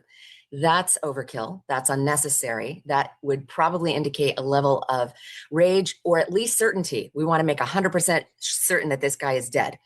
And the wife was, ancillary. Just, she would have, if they were killed in their beds, because indications are he was found next to his bed, that she needed to be silenced. She may have been shot first to make her quiet. And then if the husband woke up upon hearing that gunshot, he may needed to have been shot several times because he was fighting or rising or trying to attack the shooter. So multiple times really shows that I think that the husband was the primary victim. That I hate to say it, because this family, by all accounts, loved each other, looking forward. This couple was going to have their 5-year anniversary. No one indicates any marital problems. And yet we have seen hundreds of times that even in the face of nothing wrong under the sun, something is going on behind the scenes. And I'm not saying we have any evidence of this, but very often this comes back to a love triangle. Or something else nefarious, like debts or financial ruin, or something was going on, I think, with the husband. Or work. Husband. We may find out it was the wife, but I think the husband was the primary target. Well, and they just look so perfect in the pictures. I mean, we've seen it before in other cases, but you look at they just look like the most beautiful family, and he's a dentist. And I think that's one of the reasons this is getting so much attention, is it's like, well, what could have happened? Well, I've got to tell you, when I first heard they were found and the police said it doesn't look like a murder-suicide, I was like, but it sounds like a murder-suicide. It sounds like, and I was trying to go with some, kind of potboiler mystery fictional plot. How could this have happened? Because murder-suicide would make sense, except for, of course, we all know there is no gun found at the scene. No gun. I like her a lot too, Donna. I've never seen her before. I hope he brings her back on. I love her. But I was thinking, is it possible that he was attacking her or hurting the children, or she found out about an affair and shot him in a rage and then was like, oh my goodness, what have I done? I cannot raise my children with them knowing I killed their father. And then somehow shot herself and secreted the gun or disposed of the gun in a way they would never find it to make it look like a homicide. I mean, that really is the stuff of novels. There is no evidence whatsoever without a gun on the scene that matches those 9mm shells. There is no evidence at all that this is a murder-suicide. Whoever did this took the gun with them. So we're back to square one. Who would have done this? Who would have shot both of them and left the children unharmed, which is key. I even thought, well, how old is the oldest child? They said under the age of 6. So I was thinking a 5-year-old may have found the gun and hid it. But we just don't have any evidence that a gun is on the scene. So murder-suicide is out the window. I wonder if the kids were sleeping. Because I think the really little one It obviously looks like wouldn't a be old hit enough for to give the sure. police any information, but a 5-year-old around that age could provide some kind of description. Yes, and don't ever underestimate the ability of a 5-year-old to say what they know. We've seen 5-year-olds give incredibly important testimony when they have seen things. But I very much suspect, and they are not even releasing the time of death. They're not letting us know. Did it happen at midnight, 2 a.m., 3 a.m., 6 a.m.? They're not letting us know that. That would help us know a lot more about who this culprit might be. And I think the children probably were sleeping, and at least the older one awoke to find this horrific scene, and that's why they heard screaming and crying from the child inside the house. But what that child remembers is going to be the trauma of discovering his or her parents dead. And with a child with trauma, they kind of fold in on themselves, and their brains, in the interest of self-preservation, just kind of squeegee out that memory. So they might remember hearing something, but yeah, this might have been recorded, Donna, before the police came up with their surveillance video last night to look between 2 and 5 a.m. It could have been a neighbor too. Yeah, I know. I agree with you. Tinky and Happy Turtle, I'm thinking it's a hit. It was a hit job. But it could be wrong. Probably can't tell time. Won't know what time it was. And just will eventually forget everything, which is fine, about what they saw that morning, which is what we hope for. So sad. Like the one a friend / coworker who went by the house, heard the crying in the house, saw, like you mentioned, saw the dad on the ground, but also heard the crying of the kids. So you do have to imagine like what they must have been thinking, those kids. Yeah. Yes. I mean, the children are, I think, in all of our hearts. Their lives will never be the same. When we talk about the bullets, how important are those? I mean, there's testing they can do, right, to then track back to which gun those bullets came from? Yes, with the ballistics, they will be able to match a gun to those shell casings. Now, this seems, okay, this killer was organized enough to take the gun with them, but not organized enough to pick up the shells. So that shows, even the best, most perfect murder has 10 to 20 to 100 mistakes, and the shells were the mistake. They will, if they find a gun of interest, be able to match it to those bullet casings. So that's going to be incredibly important evidence, that and DNA, if there's any DNA on the scene, but there could be none, absolutely none. I mean, if this person walked in, walked out, there's no footprints, there's no carpet that could have left a Yeah, and did they let this person in? Because this person either was let in or had a code, and presumably if it was in the middle of the night and they were sleeping, They had a code. Good solid footprint that would indicate, is this a man's shoe, a woman's shoe, a boot, a snow, let's just hope the police have very carefully processed this scene. They have some DNA, but in a case like this, which is a gunsling where somebody was probably wearing gloves, it was cold out, may have taken their shoes off and been walking in their socks. I mean, there may be no DNA at the scene. So those bullet casings may be the best thing we have, unless we have some video evidence. So Brian, I noticed on the TV film crew footage that we saw a Ring camera on the front of the door and a keypad on the front of the door. And that keypad could be the holder of the DNA, except that whoever came along and let themselves into the house because they said the friend was able to access the house. I'm thinking that they had the code. How many people pushed that keypad before they went and tested it for DNA? Or fingerprints. That's going to be key too. Just back to the bullet casings. That would be a pretty big mistake, wouldn't it? If you managed to get in, no forced entry, get away, why not just pick up the casings? Because that's a time consumer. And once those, when the bullets are fired, especially at close range, even people who expect they know how they will feel might be surprised at how completely, it's the smell of the smoke, the sight of the blood and the spatter and literally the smell of copper in the air from that blood can be completely disorienting. They underestimate the sound, even with a silencer, of that. And the full adrenaline cascades on them of what they have done. And it's flight. They immediately want to get out of there. The panic sets in immediately. And in that panic, especially in the dark, it can be incredibly difficult to get on the floor and find those bullet casings, especially if they're under the bed or have jettisoned, to a far wall. You've got to have light. You've got to turn the lights on. The children may have immediately started crying because they heard the sound. Neighbors and dogs might start, lights might be going on. Dogs might be barking. They just get out. So this is a person who thought they had the situation under control, but surely a first-time homicide at that moment of impact, if you will, wanted to get out immediately. That's my best case scenario. Well, and if it is someone who knew one of them, you have to wonder too, even if you go in just all amped up, once you start shooting people you knew and you make eye contact with them, and that could have caused the person to just want to get out of there. And who knows, there could have been a scuffle. There could have been a standoff, if you will. They could have, the couple could have woken up and there could have been all kinds of scene going on before the shooting happened. I suspect this couple was killed while they were sleeping, but the crime scene will show whether or not there was actually some kind of, of scuffle in terms of, did they know this person was coming in? We don't know where the wife was found. We just have an indication that the husband was found next to the bed, indicating that he probably was shot in the bed, but we don't know where the wife was found. So more will be revealed over time.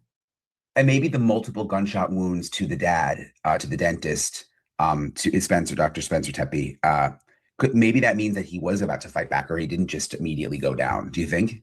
Correct. Or if the wife was shot first, then very likely he would have bolted upright and attacked the shooter. And there was, maybe he had to be shot several times because he was awake and pumping with adrenaline and fighting off the attacker. And that is why it took more than one shot to if you will, take him down. The one older child is actually 4. But a lot of people have been focused on the neighborhood. It's kind of an up and coming neighborhood. There's a lot of professionals that are moving in and redoing houses. Their house looks really nice. I think they paid around $700,000, but just a few streets away, it looks like a much rougher neighborhood. And some people are wondering, could someone have come in from over there to burglarize the house? But based on everything you said, I don't know, that doesn't really seem likely. I think that if this was a situation where it was a burglary gone wrong, we would probably know. The police would be giving us kind of a profile of the person we're looking for. Was the place ransacked? Was anything taken? Just because there was no sign of forced entry doesn't mean that people haven't figured out how to hack a keypad, because there was a keypad on the front door of the house.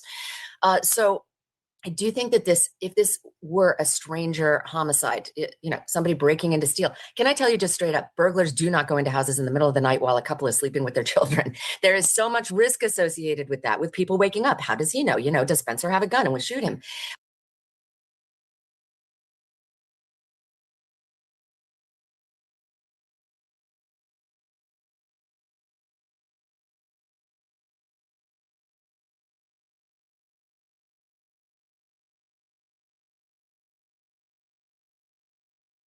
Thanks, Donna. I was just commenting when she said burglars don't come in the middle of the night. They do, because we've heard cases before that they do, including one in Canada not so long ago where the guy was, thank you, the person knew them in the house. Yeah. Well, yeah, and I agree with the comments that the kids weren't shot. The kids probably in the middle of the night, kids were in bed, maybe didn't even hear anything until they woke up the next morning and looking for their parents. We're going to finish this off. We've got 6.5 minutes left to this interview.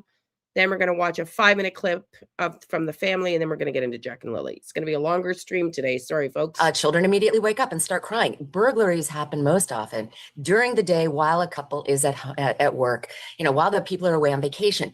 And they usually happen before Christmas, not after Christmas. There is nothing to indicate that this was a burglary gone wrong. And I think if that were the scenario, the police would let us know that. However, so many people could have had the keypad code. If you think about it, when they say there's no sign of forced entry, just remember with a keypad, there wouldn't be. If somebody can figure out that code, hack that code, find that code, then there would be no sign of forced entry. You get inside, I don't you think leave, so. and it relocks behind you. So Hey, I do think Tammy. that is how somebody entered the home. And I think the police are really looking at everyone in that inner circle of friends and family who might have had the code or given it to somebody else. Or maybe someone who knows them. It looked like an older house, knew that like one window doesn't lock. I mean, it'd be easy to slide open a window and then close. You know what I mean? There's ways to get in houses if you kind of know, have a little bit of intel. Not only that, but I've got to tell you, as a criminologist, also a realtor, people don't change their codes. That keypad could have the same code on it for 10 or 15 years from the people who owned the house before they did. So there could be dozens of people who are not in the friends and family circle who know that code. Changing those codes when you buy a house can be really annoying if you don't have that, if you're not tech savvy and don't have the instruction booklet.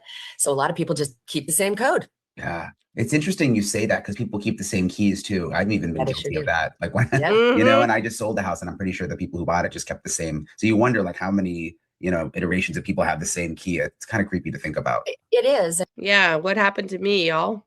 It happened to me.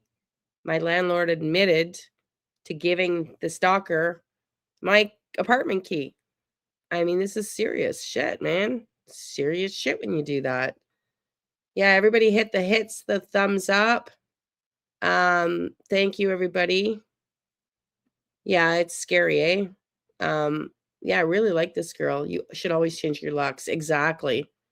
You should always. I was a realtor and you tell people that, but she's right. These keypad things are hard to change. Very concerning. But it means somebody close to the family, because you don't just give the keypad out to just anybody. What was her name? I like her too. I don't know if let's hope he re-mentions it, because she's not on the screen. I'll go look in the details in a second. And going back to the neighborhood, I mean, if the prior owners of this house, and I don't know how long they've owned it, but I think it's about 5 years since they got married. The prior owners of this house could have given keys and the key code to dozens of people when they owned it. So, going back to the neighborhood, listen, I don't think that this is, a targeted, we're going to go over to the house that's getting renovated and they look like, there's a dentist in there. That's the house we're going to break into in the middle of the night while they're sleeping. It just doesn't fit with the thought process of a burglar. If you're talking about somebody under the influence of drugs, who is hallucinating high, not thinking well, it still doesn't make sense, because then the place would be completely ransacked and a lot more disorganized. But again, maybe there's some holdbacks that we don't know about. And you would also think the police would be warning the public a little more about some crazy killer on the run that's random, Yeah, there would be similar crimes going on in that same neighborhood. I listen to the 911 calls and it's sad to listen to. I mean, the people seem genuinely concerned at the dental practice. Basically, he doesn't show up for work. He's never been late before. And then they are concerned because then the wife isn't answering the phone. It seems like they know this couple well. What do you make of that time frame?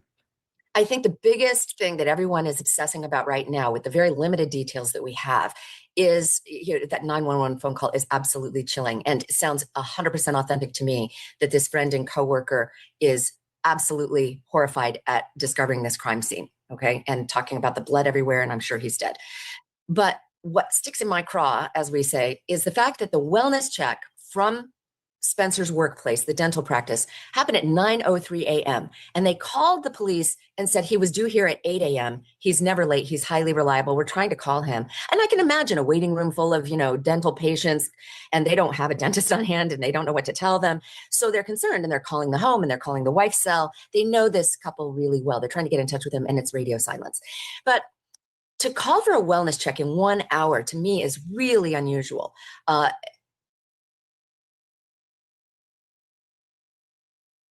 So they're all saying the same thing. We're hearing it from 3 criminal investigators. Jennifer Coffendorfer, ex-FBI. I don't remember the other guy's credentials, but he's an ex-cop, and she's a criminologist. So they're all saying the same thing. Yes, Stella, I will continue to cover this case. I have a feeling my spidey sense is saying they're going to catch this person very quickly because of everything everybody's saying. This person, it seems personal. The person calling 911, they all suspect. The shooter being on video, that they think that the husband was the person that was targeted. So most dental practices are owned by a bigger group, and the dentist works down to, yes. Yeah. Right? Maybe when the dentist casually talks about his neighborhood, maybe. Yeah, I don't know, man. But let's keep listening. We're almost done this interview, but it's so interesting to me that they're all fixated on the owner of the dental property that called. Because there could be a dozen reasons why somebody is late by 1 hour to work and can't call. Lost their phone. The phone is dead. They've been in a car accident and taken to the hospital. They could be unconscious. They could have had a sick child. They could have had a death in the family that's left them devastated, and calling work is the last thing on the mind. I can come up with a dozen scenarios why you might be an hour late to work and not be able to call. But they immediately call the police for a wellness check. That's unusual. They don't. And for all I know, they called and said, have there been any reports of, somebody taken to the hospital by the name of... And he did ask that. But... Spencer Tepe. But they immediately wanted the police to go there. And the police did arrive there at 9:21. Wow. Within like 15 minutes, the cops were there. Police are very limited in what they can do. They can ring the doorbell, knock on the door, look for any sign of a crime. But if there's nothing, if the house seems secure, they leave. They say, we couldn't find anything. And that is why the friends and coworkers from the dental practice went to the scene on their own at around 10 a.m. And just my last question, there was a police camera like up on a pole nearby, like I think right across the street, actually. So you mentioned the ring cam, but they may have other video surveillance too. They could. And, that's a perfect thing to hold back while they try to get as much. They don't want to spook the culprit if they have an idea of who that person is. So just like you mentioned, Brian Kohberger, there's a lot of ring camera footage out there. They are gathering that right now. And we just saw in the Brown massacre shooting. It takes a while to go door to door to door. Please look at your ring camera footage. But there was a ring camera on the front of this house. Was it working? Was it recording? How do you get access to it? That can be kind of tough if the only person who knows how to access it. So they're gathering video footage from the police camera on the corner, from everybody's home security cameras in the area, and the ring camera on the front of that house surely captured something if it was operational. So, which we don't know if it was. Video footage is probably what's going to solve this, along with those bullet casings. Mm-hmm. I don't know that we're going to have any DNA, but I predict 70 to 80% odds this person is known to the family in some way. They are in the inner circle of Monique and Spencer, and we will catch this person. There is no doubt in my mind that we will catch them.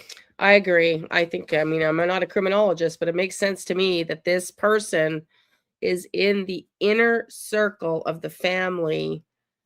I don't know what's up on the screen, Donna. Jace, who is Dr. Casey Jordan? Is that her? Okay, we've got one more video, and then we're going into the original plan. I kind of butchered because I started Jack and Lilly and then decided to add something. I'm sorry, everybody.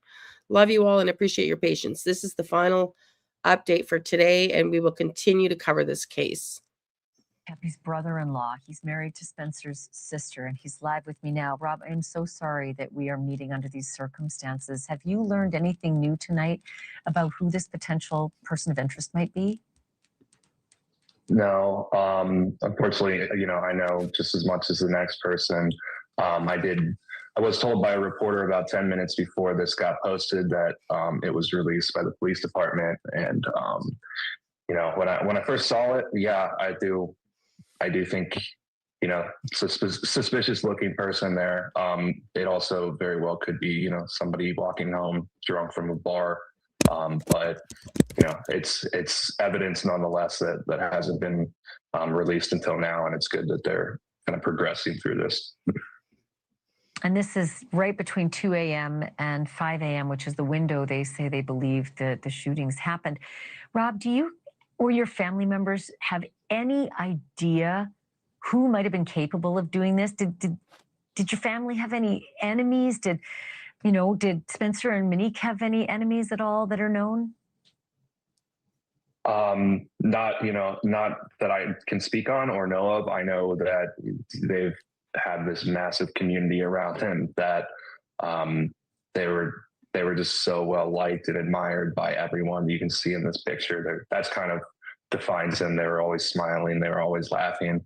So it's really just unbelievable and shocking to all of us when we found out. I still, a week later, still doesn't feel real. I can't believe I'm here talking about this. So no idea, honey. No idea, Michelle. At all. What do you know about the little kids? Spencer and Mo had two little ones. I mean, I think one is 1-year-old, the other one is 4. Do you have any idea what they saw, what they experienced in that home?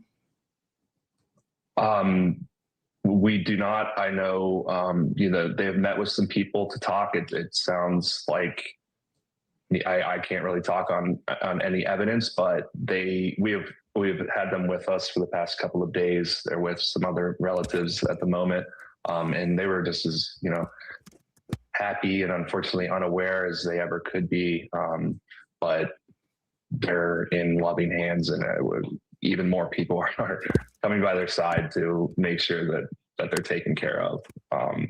But yeah, it's just heartbreaking for them. That's huge what you just said. It sounds to me like they did not see the carnage. This isn't going to be a lifelong memory for them. Were they spared even the visuals of what happened? As far as I know, I don't think that they were. I don't think that they saw what happened, or at least I want to believe that with my heart. So. Yeah, or the aftermath. How has the communication been with the police? Have they been updating you? Are they helpful? Are you as in the dark as everyone else? Personally, I have not been communicating with police, but somebody from the family, is kind of on that role. I just think, we understand that it's a process, and these things they take time. There's a lot of pressure, obviously, but they want to get it done right. And we're grateful for them for the work that they do. It's not easy, and it's sometimes, scrutinized very heavily, but we trust their process that they're going to get this right. I just wanted to tell our audience, Rob, that we were just looking at wedding video. And as I understand it, this was video that you, as a filmmaker, shot and produced. I mean, it's beautiful. And it's just so hard to believe that we're having this conversation, seeing the stunning work that you put together for this beautiful day of theirs. I know I speak for my audience as well when I say I hope that you can get some resolution and some justice in this. And I hope we can stay in touch on this.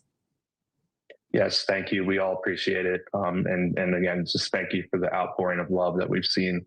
It's been just amazing for the entire family as we're trying to get through this tough time. So thank you. Thank you. Okay, let's move on to Jack and Lilly here, y'all.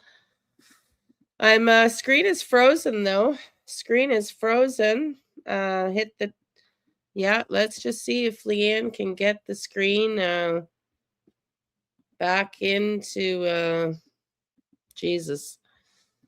My screen is frozen. I'm gonna probably have to go and come back in, y'all. I'm gonna have to probably go and come back in. See if I can even do that. Oh, there we go. Okay, I got it. I fixed it. My lungs are killing me. Lungs are killing. Okay. We're going to talk, we're going to go back, as I said, Jack and Lilly. And I wanted to go back to the interview with Mom. That the behavior panel covered.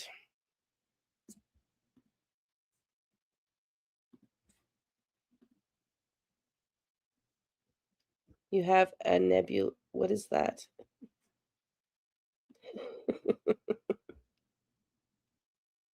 I missed it all. Oh, Frosty, I'm sorry, honey. You have to go back. What, 163,000? Yeah, is that what they've raised for the kids?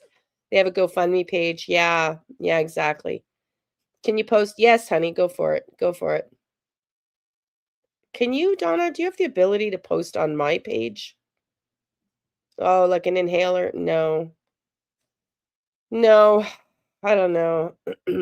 You're welcome. Oh, Belinda. Honey, do you want to come in and talk to us? I'm so happy to see you. Belinda, do you want to come and talk to us? We're just getting into Jack and Lilly. Do you want to come up and talk? You're welcome, honey. You're welcome. And I want to say thank you for being the one that's continuing to look for Jack and Lilly and being the only one that's out there looking for Jack and Lilly. I'm going to cry. I'm going to cry. Oh, I don't know how you're doing it, Belinda. I don't know how you're doing it. I really don't know how you're doing it. You're welcome, and I'm sorry for everything that you're dealing with. We just read the article earlier about you being alone at Christmas. My dad died, and it's nowhere near what you're going through, but I know what you felt like. I'm gonna cry for you. I'm sorry, honey. I'm sorry, Belinda. I feel so bad for you.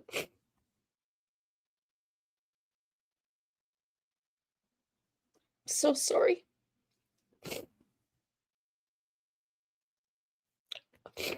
Sorry, everybody.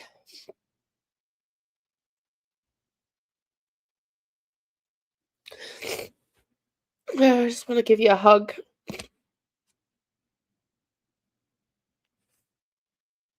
Oh, God.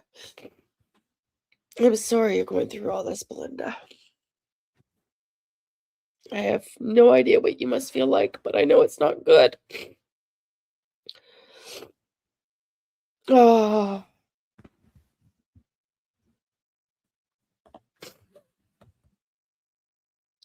Sorry, everybody.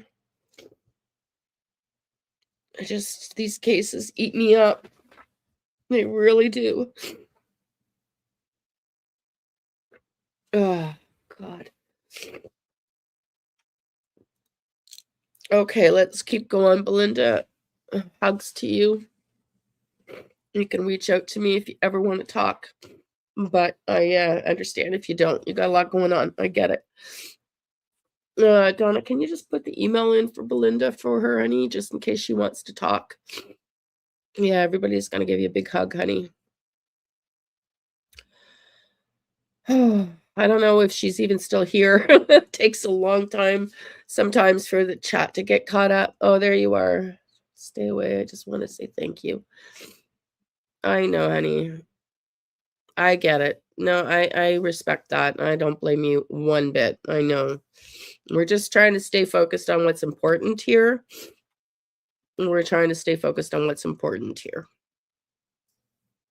Okay, so I do want to say this to you, Belinda, please, though, because I do volunteer with the Find Me group as a psychic medium. And if you want to email me, and if you want the Find Me group, I know you've got Please Bring Me Home, but the Find Me group runs differently. If you want to find out about the Find Me group, or you can just go to their page and submit a report if you want, or if you want to learn more about the Find Me group. I sent your lawyer because somebody reached out to me, not me, and connected with Daleen to see if you guys wanted my help, and I had no idea. So But I did send to Daleen a video on the Find Me group from the founder of the Find Me group, Kelly Snyder. If you want help, thanks, Donna. He's a retired Secret Service agent of 20-some years, and we do work on missing persons cases. So, but you do have to have the name and phone number of an investigator on the case as part of that submission of the form. But anyway, I'll leave that there for you. I know you've got a lot on your plate. I just wanted you to know that the findmegroup.org, we do also work missing person cases. And I've been volunteering with them since 2018. I did manage to find a boy locally in the water that my guides took me to. You're welcome, honey. You're welcome. We worked a case here in Ottawa several years ago. It's in the paper. In 2018, September 1st, 2018, a little boy's dad was taking him on the boat. Thank you, Donna.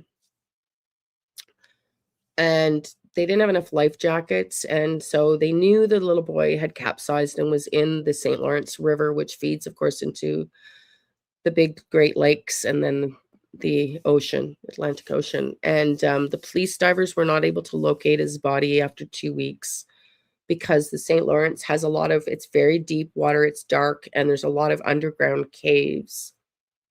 And my guides took me, after the police gave up, Mom had hired her own divers. She was a local lawyer in Ottawa.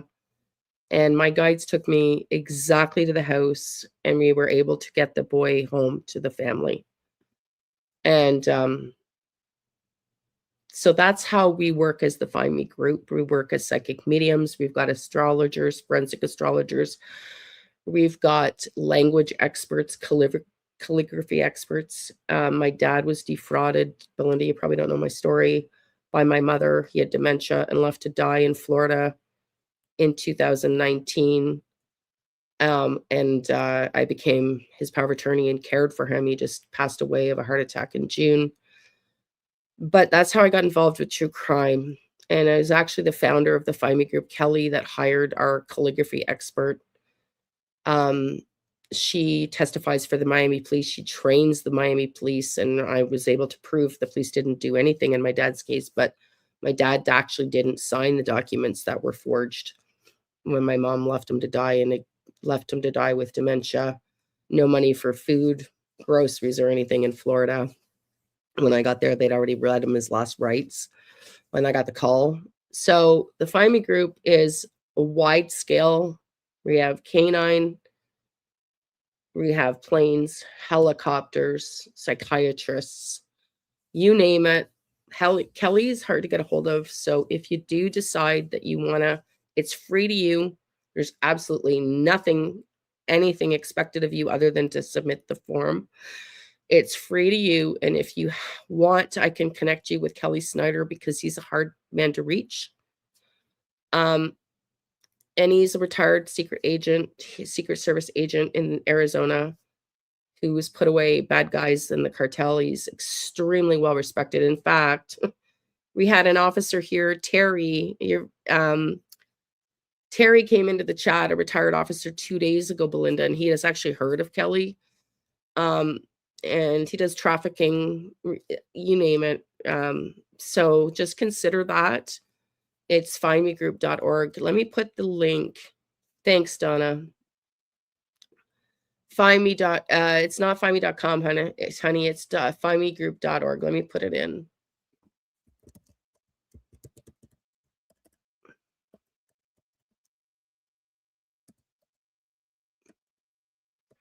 And I'm glad to hear that you feel more positive, Belinda. I do too, about the RCMP. I know maybe I'm being naive, but let me just stop this. We'll put this back on.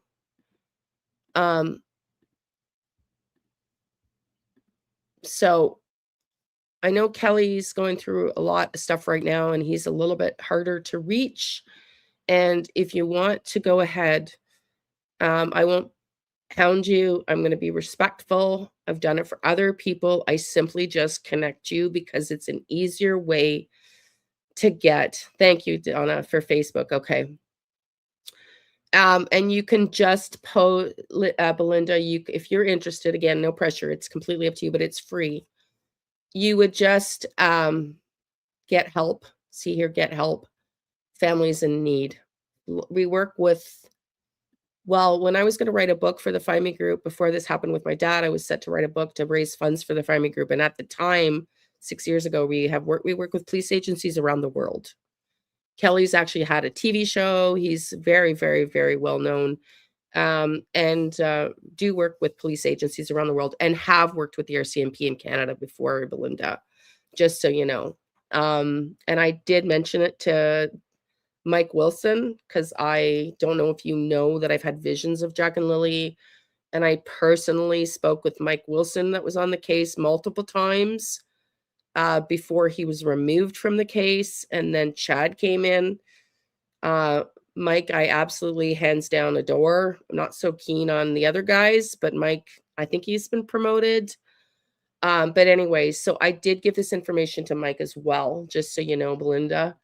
But yeah, if you just, I'll leave it there. I don't want to pressure you. I know you've got enough. I'm so glad you came in, because I've been wanting to communicate this to you so desperately, because I want you to have as many resources as you can. I'm just going to cry again, because. Okay, let's move on. We'll leave it there. Let's move on. I know, Tammy, I know. Michelle, thank you for your message. Yeah. Okay.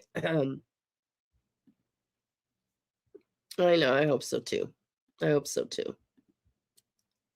I hope so too. Okay, let's go to.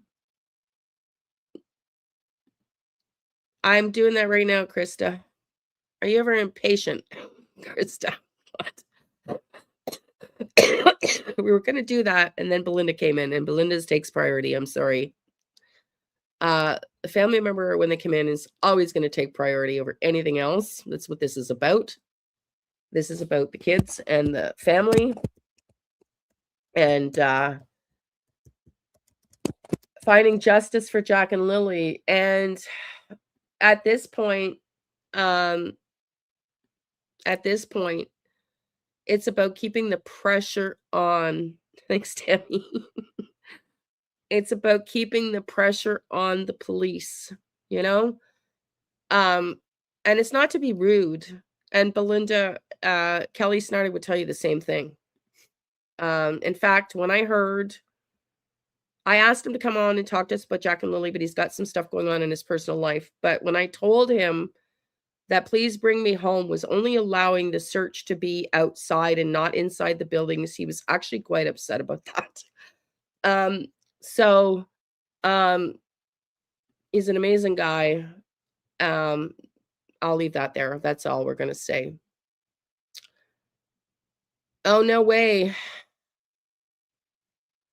I didn't know. Honey.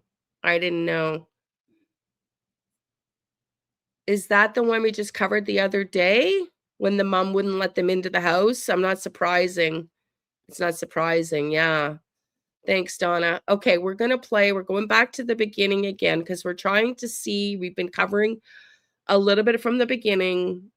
And because, again, I do things differently here if you're new, because we've had some new subscribers, and for Belinda, because I started this case working as a psychic medium and only reporting what I get as findings, I wasn't paying attention, and I still have yet to go back and pay attention to all of the chats and the he said, she said, and all that stuff, because I truly don't care as a psychic medium. Yeah, I truly don't care what he said, she said as a psychic medium. In fact, I deliberately don't want to know anybody else's opinion, because I do not want that. Oh, no way. Okay, thank you, honey. We'll see if we can find that after this. I don't want, I know, honey. It's okay, Belinda. I have a bit of, I don't know if it's pneumonia or whatever, but I'll be okay. I'll be okay. But thank you. I don't want myself to be influenced. And so people send me, you know, other psychics visions and shit. And it's not to be rude. I don't care. I really don't care. And I don't want to be influenced. So now that I have my own theory of this case, I'm not saying I have every single piece together, but I sent a 3-hour live video, Belinda, to the RCMP, which they called me about, and I've spoken to them about it. So, and there is one piece of information that I do want you to know, Belinda, but I can't share here. Donna knows, and Donna's the only one that knows. In my conversations with the police, with the RCMP about the case. So, but anyway, I'm going back to the beginning now, to all of the, beginning stuff that I didn't follow, because I'm still, and that actually brings up a good point. I'm actually still pretty sure of my theory, and I want to read this to you. Sorry, I had to order groceries because I'm sick, so I'm just getting a message that Guillaume has replaced my orange navels with navel orange bag. Okay, Guillaume. Oranges are oranges. I don't care. God love them. I want to read this to you because I feel better.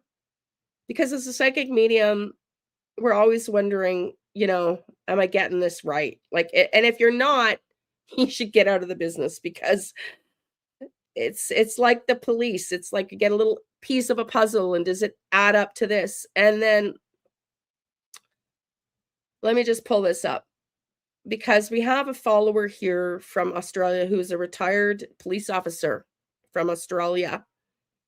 And she sent me a message about, and I want to read it, that she's been following my lives on Jack and Lilly, and she thinks I'm right on my theory. And she's a retired police agent from Australia, mind you. I'm just looking for that video, for that. Hang on, I'm in the wrong email. It would always help if I'm in the right email. I'm not going to disclose her name because I don't want to do that to her, because I've asked her to come up on, talk to us about Jack and Lilly as a retired police agent. And she said she would, but she's in Australia. Oranges are so good for you. I know, honey. I've been drinking cranberry juice too. So I'm not going to mention her name. Hi, Leanne. As I live in Australia, I don't catch your live. Otherwise, I would, because I said, when she sent me her police badge, and she said, I'm an Australia federal police officer, retired, just FYI. And I said, awesome. Thank you for your service and for sharing this with me.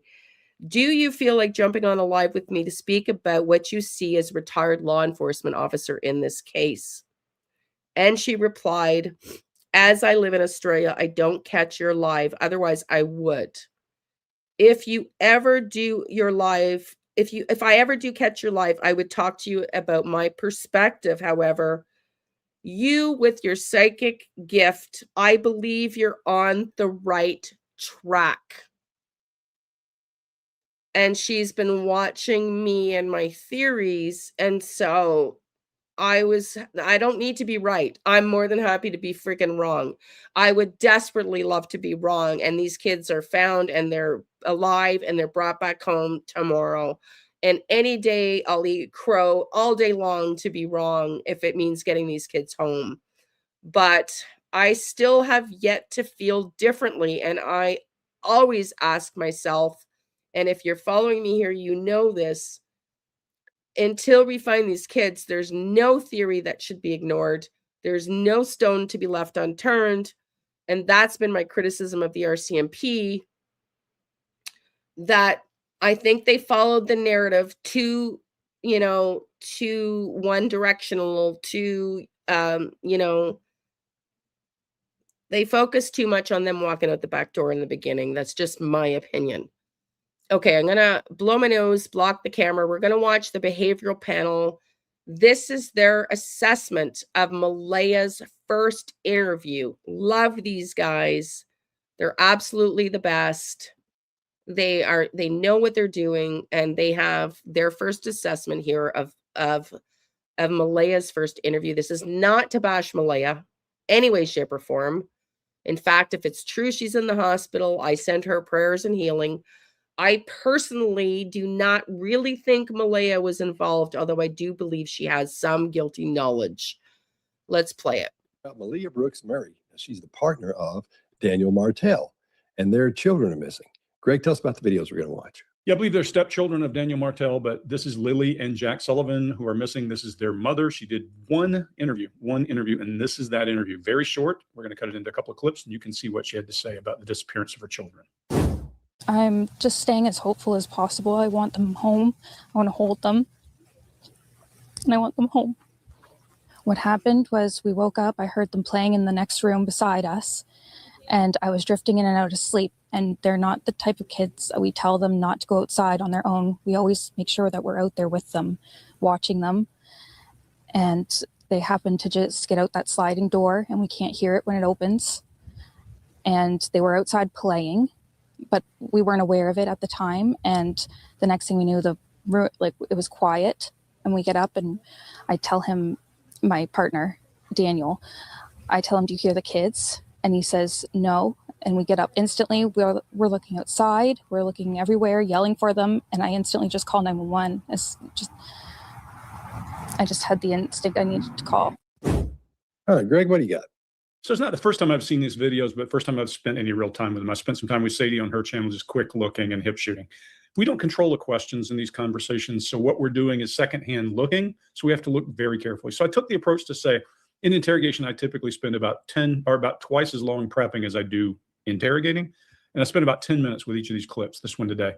This is an interesting one because if you just at the surface take it, it looks like a woman who's telling you her story where she's feeling like, hey, it's a bad situation. I'm sad. There's some grief muscle.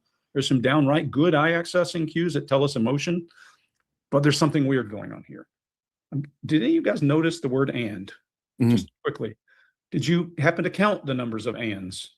So in the first 10 seconds, there's one "and." I miss them and I want them home. Okay, that's perfect. In the next 50 seconds are 9 ands. Nine. Might mean nothing, but it might also mean these are things I need to deliver in my story. So it immediately puts me on notice to pay really close attention to how many times she says "and" here, and then watch every other clip that comes up and say, is that baseline for her? Because she's from Nova Scotia. She's from a narrow little band of areas. And so I wonder about speech patterns and use of conjunctions and, as I would say, and. This is a lot of and. The cadence is odd. She shifts gears when she goes from talking about missing the children to talking about what happened to that and boom, boom, boom, boom, boom. There's a cadence. If I heard this on a 911 call, I would be concerned that somebody's giving me a story. And maybe that's what she came here to do, is to give us a story, because people who are marginalized and deal with law enforcement may have a different opinion. If she's been talking to protective services, she may have a story planned. Michelle. So there's all kinds of reasons she could do it, but there's a lot of conditioning. Sweetie, I appreciate your question. I would love to ask Belinda a gazillion questions, but she said earlier she's kind of pooped out, and given everything that's going on, we're going to respect that. So I'm not going to ask her to answer any questions today, honey, okay? Okay. And Michelle, you must feel like I'm picking on you today. I'm sorry, honey. I'm truly not. In here too. She tells a story, and her detail is conditioned at every turn. I heard them playing, but I was drifting in and out of sleep. Not the kind of kids who go outside and we tell them not to go outside. Happen to get out the sliding door, we can't hear it when it opens. That's a lot of conditioning. Instead of just saying, hey, we didn't hear them go out the door, they must have gone out when we were sleeping, something like that. So it doesn't mean that she's done anything. It means that I've got areas of focus. I want to turn over that rock and go after her. And this is in 1 minute of a clip. There's lots of tense change. I'm going to leave that to Chase, because Chase is usually on top of the tense change thing. She goes to real time, to current, to present tense when she's talking about going outside and looking for the children, and everything else is in past tense. Not her children. They're not in past tense. It's not what I'm talking about. And then the most pregnant thing I see in this entire thing, meaning I wanted to really dig in and pay attention to it, is she says they were outside playing. It's the only time we see her brow rise. So it's, for me, I'm not saying there's anything really, really brutal here that is telling me she did something to these children, and maybe she didn't do something. Maybe she knows something that she's not saying, but there's a whole lot of bizarre shift of gears from I miss my children to the and storytelling. Mark, what do you got? Yeah, I agree. So I want them home, and I want them home. That's the first and that we get. I think that and, just like you, I think that and is totally fine, because it's just she's run out of ideas and she's reinforcing the main idea, which is I want them home. This suggests she has a feeling that they can come home. So that's it. That's important. I want them home. There is a bitter taste in the mouth and lots of flexing in the throat. I think trying to control the tension in the throat there. Bitter taste could be disdain. I'll come back to why it might be disdain for I want them home. Yeah, I agree, Greg. I didn't count the ands, but there were enough in that storytelling, enough to make me go, there's something important with these ands. It doesn't feel to me like she's trying to hide time, though. No, not at all. No. Not at all. So we've got to go, so what else might these ands be about? And I think you're right, It doesn't seem like she's trying to hide time. I figured a lot of people are working. That's good. It's okay. I'm glad you're choosing to listen to me when you're working, sweetie. Thank you for being here. Yeah, I know. I thought that was interesting too, my partner. I think it's fear. Well, I don't know, but she's not emphasizing time, which tells me that she's not lying about waking up and the kids weren't there. I don't know. They haven't said that, but that's kind of what they're alluding to. Let's keep listening.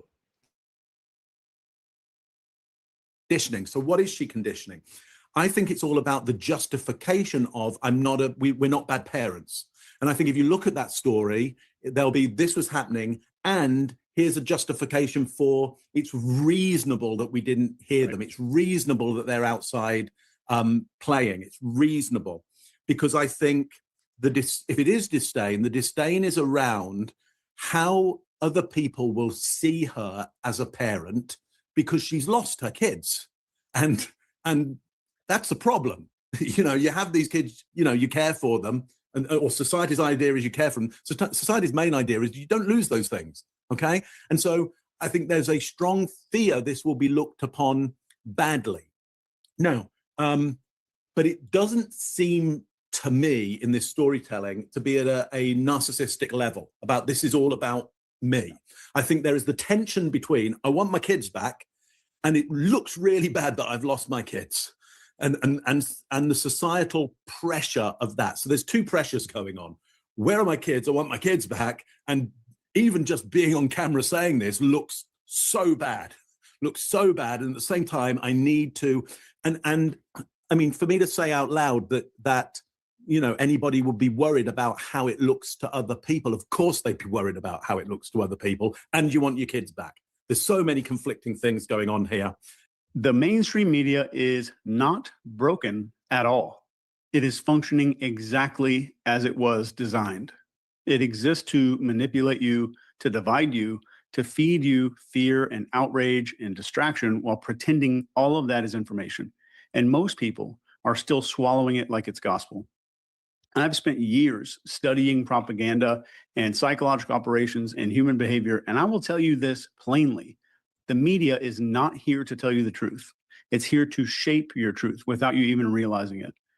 Every network, every outlet, left or right or center, they are all playing the exact same game. Keep you emotionally hijacked, cognitively blind, and addicted to narratives engineered by people who have zero interest in informing you at all. So they manufacture a bunch of division. They amplify lies and they bury stories that threaten their control. This is not journalism. This is mass psychological warfare. This is why we use ground news. It is not just a news.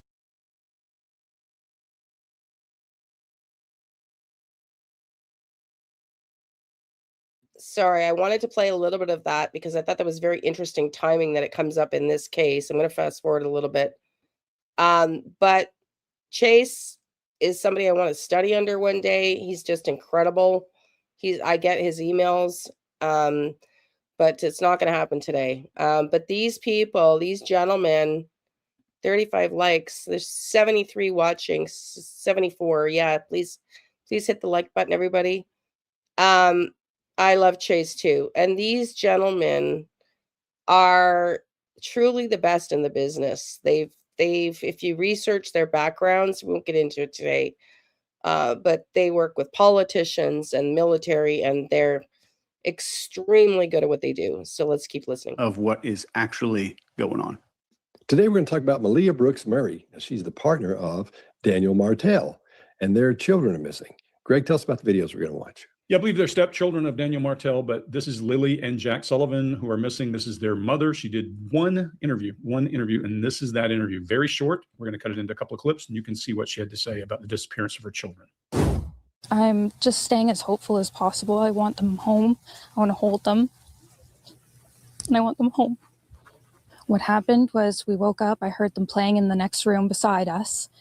And I was drifting in and out of sleep. And they're not the type of kids that we tell them not to go outside on their own. We always make sure that we're out there with them, watching them. And they happen to just get out that sliding door, and we can't hear it when it opens. And they were outside playing, but we weren't aware of it at the time. And the next thing we knew, it was quiet. And we get up, and I tell him, my partner, Daniel, I tell him, "Do you hear the kids?" And he says, "No." And we get up instantly. We're looking outside. We're looking everywhere, yelling for them. And I instantly just call 911. I just had the instinct I needed to call. All right, Greg, what do you got? So it's not the first time I've seen these videos, but first time I've spent any real time with them. I spent some time with Sadie on her channel, just quick looking and hip shooting. We don't control the questions in these conversations. So what we're doing is secondhand looking. So we have to look very carefully. So I took the approach to say, in interrogation, I typically spend about twice as long prepping as I do interrogating. And I spent about 10 minutes with each of these clips, this one today. This is an interesting one because if you just at the surface take it, it looks like a woman who's telling you a story where she's feeling like, hey, it's a bad situation. I'm sad. There's some grief muscle. There's some downright good eye accessing cues that tell us emotion. But there's something weird going on here. Did any of you guys notice the word "and"? Just quickly. Did you happen to count the numbers of ands? So in the first 10 seconds, there's one "and." I miss them and I want them home. Okay, that's perfect. In the next 50 seconds are 9 ands. Nine. Might mean nothing, but it might also mean these are things I need to deliver in my story. So it immediately puts me on notice to pay really close attention to how many times she says "and" here, and then watch every other clip that comes up and say, is that baseline for her? Because she's from Nova Scotia. She's from a narrow little band of areas. And so I wonder about speech patterns and use of conjunctions and, as I would say, and. This is a lot of and. The cadence is odd. She shifts gears when she goes from talking about missing the children to talking about what happened to that and boom, boom, boom, boom, boom. There's a cadence. If I heard this on a 911 call, I would be concerned that somebody's giving me a story. And maybe that's what she came here to do, is to give us a story. But That's not a great comment, you know? That's not a great comment. If I was on the 911 call, I'd be concerned someone's giving me a story. I also just want to ask everybody to please do the thumbs uppy thing. It's free. And if you care about Jack and Lilly and you'd like to have the word get out and get their face and their story covered, it really, really takes a village. So please do the thumbs up. It doesn't cost you anything. It helps push the algorithm out there so more people. I still run into people that have never heard of Jack and Lilly missing. So it happens. And Sebastian Rogers, we're going on almost 2 years, and Seth Rogers just said just before Christmas, he still hears of people that haven't heard of Sebastian Rogers. So please, for the love of God, if you're listening to this for free, the least you could do is click on the like button and help the algorithm so we get more out for these kids. We get their voice out there, okay? because people who are marginalized and deal with law enforcement may have a different opinion. If she's been talking to protective services, she may have a story planned. So there's all kinds of reasons she could do it, but there's a lot of conditioning in here too. She tells a story and her detail. If she's been talking to protective services. Now, this is very interesting because we're listening to this in hindsight, and we now know there's a good chance, thank you, Annie, that she was talking to, I don't know for sure, but there's a chance that she was talking to Protective Services because we know they had been visiting the house. He's conditioned at every turn. I heard them playing, but I was drifting in and out of sleep. Not the kind of kids who go outside and we tell them not to go outside. Happen to get out the sliding door, we can't hear it when it opens. That's a lot of conditioning instead of just saying, hey, we didn't hear them go out the door. They must have gone out when we were sleeping, something like that. So it doesn't mean that she's done anything. It means that I've got areas of focus. I want to turn over that rock and go after her. And this is in 1 minute of a clip. There's lots of tense change. I'm going to leave that to Chase because Chase is usually on top of the tense change thing. She goes to real time, to current, to present tense when she's talking about going outside and looking for the children, and everything else is in past tense. Not her children. They're not in past tense. It's not what I'm talking about. And then the most pregnant thing I see in this entire thing, meaning I wanted to really dig in and pay attention to it, is she says they were outside playing. It's the only time we see her brow rise. So it's, for me, I'm not saying there's anything really, really brutal here that is telling me she did something to these children, and maybe she didn't do something. Maybe she knows something that she's not saying, but there's a whole lot of bizarre shift of gears from I miss my children to the and storytelling. Mark, what do you got? Yeah, I agree. So I want them home and I want them home. That's the first and that we get. I think that and, just like you, I think that and is totally fine because it's just she's run out of ideas and she's reinforcing the main idea, which is I want them home. This suggests she has a feeling that they can come home.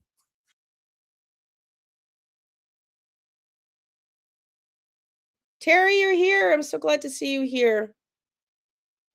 I don't know if Belinda's still here. We were just talking about you, Terry, in a good way. I was just saying that we had you in here the other day, and you're not really versed with this investigation, that you're a retired police officer. And I just read an email from another retired police officer from Australia who's watching us cover this case. Police did a very forward job from what I have been reading. When you have read, I don't care for polygraph, but 4 questions is enough to get a good baseline. Okay, thank you. So I have been very critical of the RCMP. In fact, I came out and did a live when Chad called me because I told him I'm going live with your bullshit email, Chad. And so he called me during my live because he knew I was calling him out and reading his email on the live. Leanne just sent you an email I just received from RCMP. What? Our government in regards to Jack and Lilly. What? Okay, let me go check.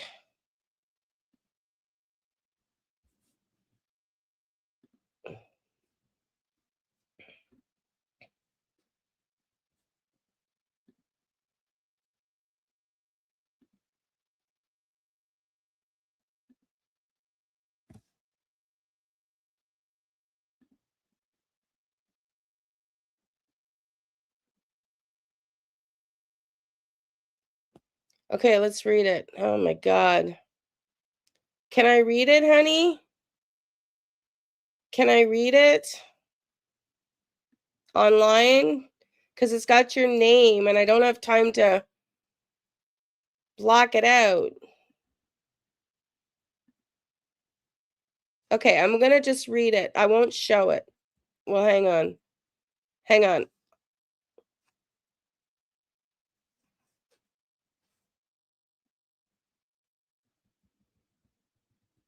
You have to tell me. If you don't want me to, I won't. Can I read it? I'm just trying to get. Yes. Okay. Thank you. Oh my God, honey.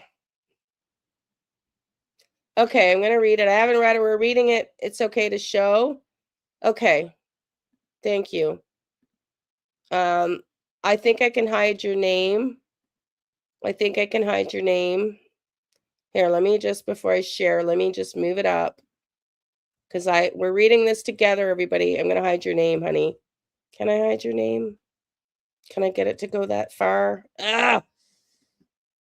Okay, I'm going to.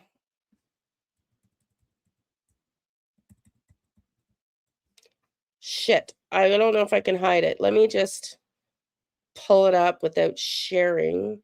I can't do that. It's not going to hide your name.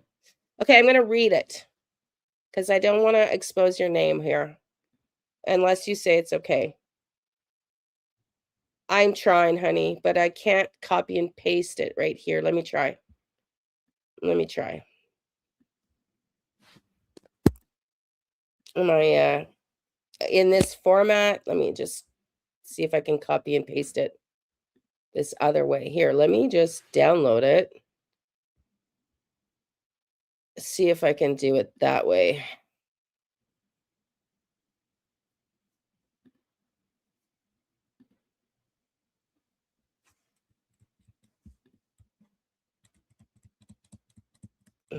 Why is it being a bugger? It's not letting me do it. If you can't hide my name, it's okay. Okay. Okay.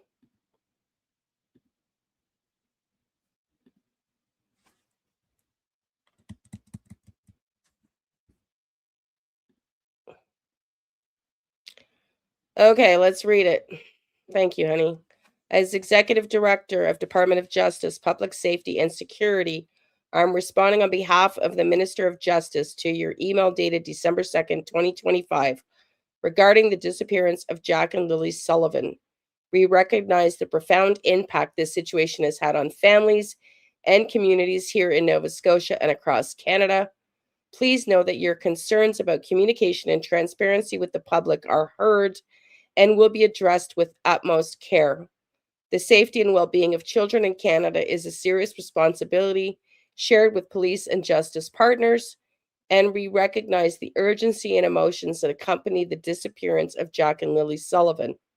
On June 19th, 2025, the Rewards for Major Unsolved Crimes program with the Nova Scotia Department of Justice accepted the case of Jack and Lilly Sullivan. The Rewards for Major Unsolved Crimes program is an additional tool to help police gather information on specified unsolved crimes, unsolved homicides, found unidentified remains where there are suspicious circumstances, and missing persons cases where there are suspicious circumstances.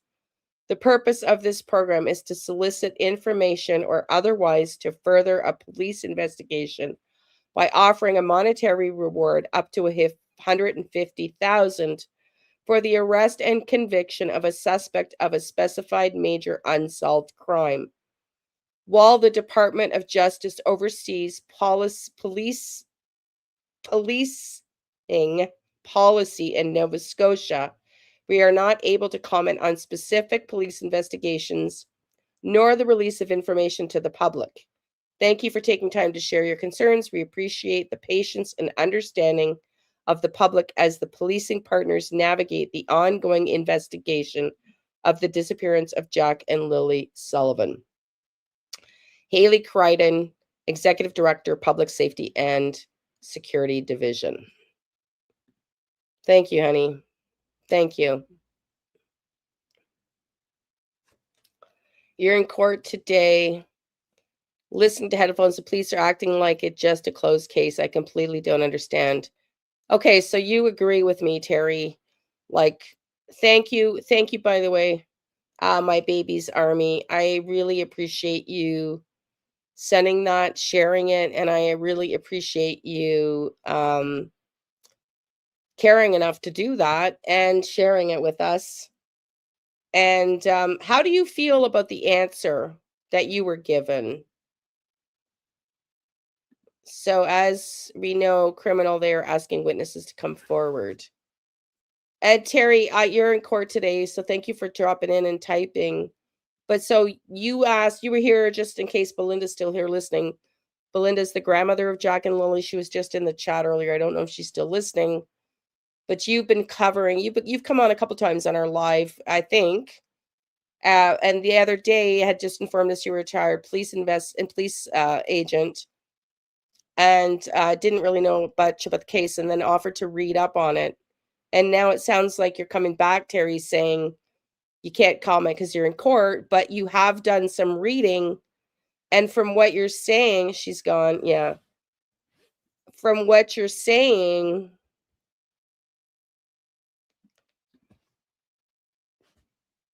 you think they're acting like it's a closed case and you don't understand. That's very interesting. I wish Belinda was here to listen. I wish she was here to listen. Yeah, that's disappointing. I mean, I appreciate your professional perspective. I do. I appreciate your professional perspective. But it's just very disappointing to hear too. Okay, so can I pull they're finished with it unless someone comes forward with more information. That's what Mike Demand said. That's what Mike Demand said. But they are not asking for any more leads from the public. My Baby's Army says, I'm so glad they took the time to reply, but I feel that they should give more update and tell us what they can without jeopardizing the case. I agree. I'm glad they took the time to reply to you. I think they have to politically. But how do you feel about what their reply said? To me, their reply is just a missing, like a nothing burger. Like they appeased you, and they did exactly the bare minimum. And I don't mean to discourage you, My Baby's Army, and I don't want to sound disrespectful. And I truly am grateful for everything you did. And I'll pull that letter back up again in a second since you want everybody to see it. And I do respect that they responded to you. I don't think they have a choice, truthfully. But I also have to share with you, I feel it's kind of like what the White House sent for Sebastian Rogers. It's kind of like the political bare minimum. I feel the way you just said. So you feel the same way? Is that what you're saying? You feel the same way?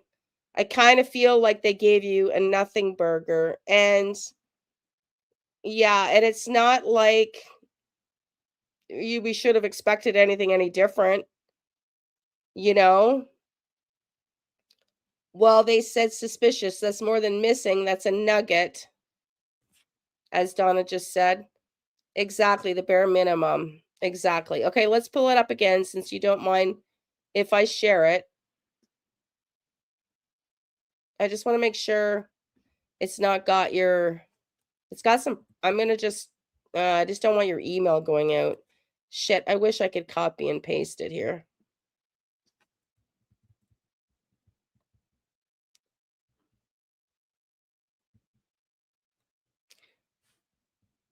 This came from Nova Scotia Justice, Public Safety and Security Division, 1690 Hollis Street, Hollis Street, second floor, P.O. Box 7, Halifax, Nova Scotia, B3J 3J9.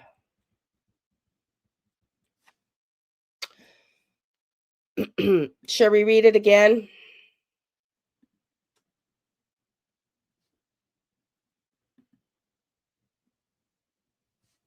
Should we read it again?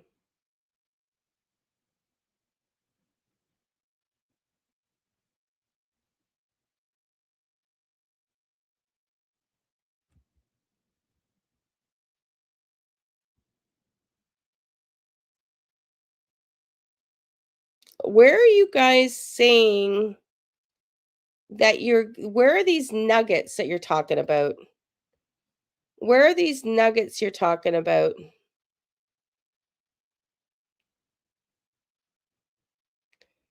What are these nuggets, Donna, you're talking about, honey?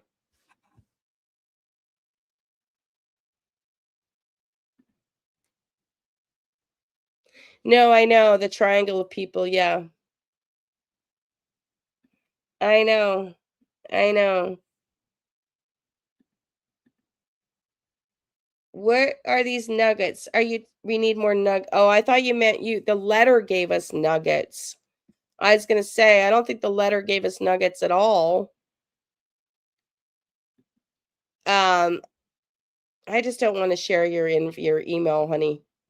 Looks like the basic letter into what they reply. It's sad. Yeah, I know. I know.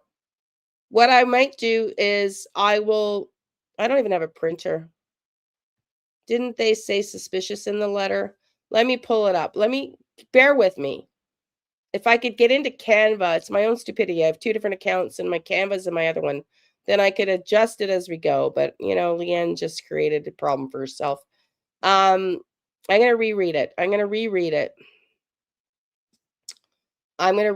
Okay? Dated January 6, 2026. As Executive Director of Department of Justice, Public Safety, and Security, I'm responding on behalf of the Minister of Justice to your email dated December 2nd, 2025. So it took them a month and 4 days to get a standard email out. Okay. Regarding the disappearance of Jack and Lilly Sullivan, we recognize the profound impact this situation has had on families and communities here in Nova Scotia and across Canada. Please know that your concerns about communication and transparency with the public are heard and will be addressed with utmost care. Who are they going to address it to and how? And there's will be addressed with utmost care. The safety and well-being of children in Canada is a serious responsibility shared with the police and justice partners, and we recognize the urgency and emotions that accompany the disappearance of Jack and Lilly Sullivan. On June 19th, 2025, the Rewards for Major Unsolved Crimes program with the Nova Scotia Department of Justice accepted the case of Jack and Lilly Sullivan. The Rewards for Major Unsolved Crimes program is an additional tool to help police gather information on specified unsolved crimes, unsolved homicides, found unidentified human remains where there are suspicious circumstances, and missing persons cases where there are suspicious circumstances. Thank you. See, my cold isn't helping here today. Y'all heard it well. So they are acknowledging, so that's a bonus. They are acknowledging suspicious circumstances. So that is very interesting. So thank you. There is that nugget. There is that nugget that we didn't hear before, that they are acknowledging suspicious circumstances. So yay, my dear, my baby's army. Thank you, honey. Because that's a little nugget we didn't get before. The purpose of this program is to solicit information or otherwise to further a police investigation by offering a monetary reward up to $150,000 for the arrest and conviction of a suspect in brackets and as suspects of a specified major unsolved crime. While the Department of Justice oversees policing policy in Nova Scotia, we are not able to comment on specific police investigations nor the release of information to the public. Thank you for taking the time to share your concerns. We appreciate the patience and understanding of the public as policing partners navigate the ongoing investigation of the disappearance of Jack and Lilly Sullivan. Now, the other thing we're getting here, I wish they'd up the reward to $300K. Yeah. If you know something, say something. Yeah. Hang on a second, y'all.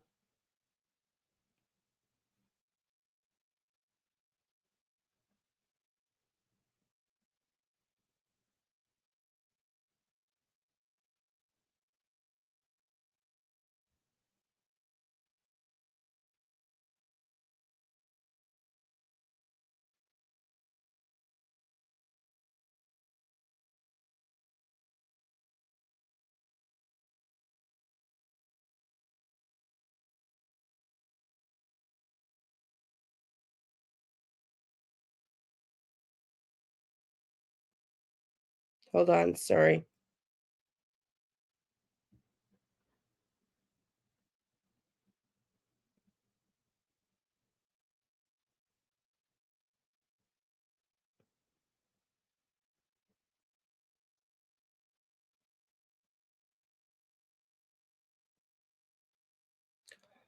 Sorry, I wasn't paying attention. My shopper didn't get me celiac. He got me gluten bread. Fuck. I don't understand how people don't understand. If it's gluten-free, you cannot replace it with gluten. Jesus H. Okay. Yes, the father was using meth, Terry. An admitted meth addict. And that's he's come out publicly and made a mockery of this case with all kinds of lies and statements that he has changed back and forth over and over again. And I think huge reward, no takers. That tells me the answer lies in the family. Exactly. That's exactly the right, Lana. Thank you for being here. I think you're new here. That's exactly the right. Exactly. And that's what I say. Like, if you've got something to say and you're not saying anything, it's because you're the murderer. Like, the father was using meth and he can't remember the story.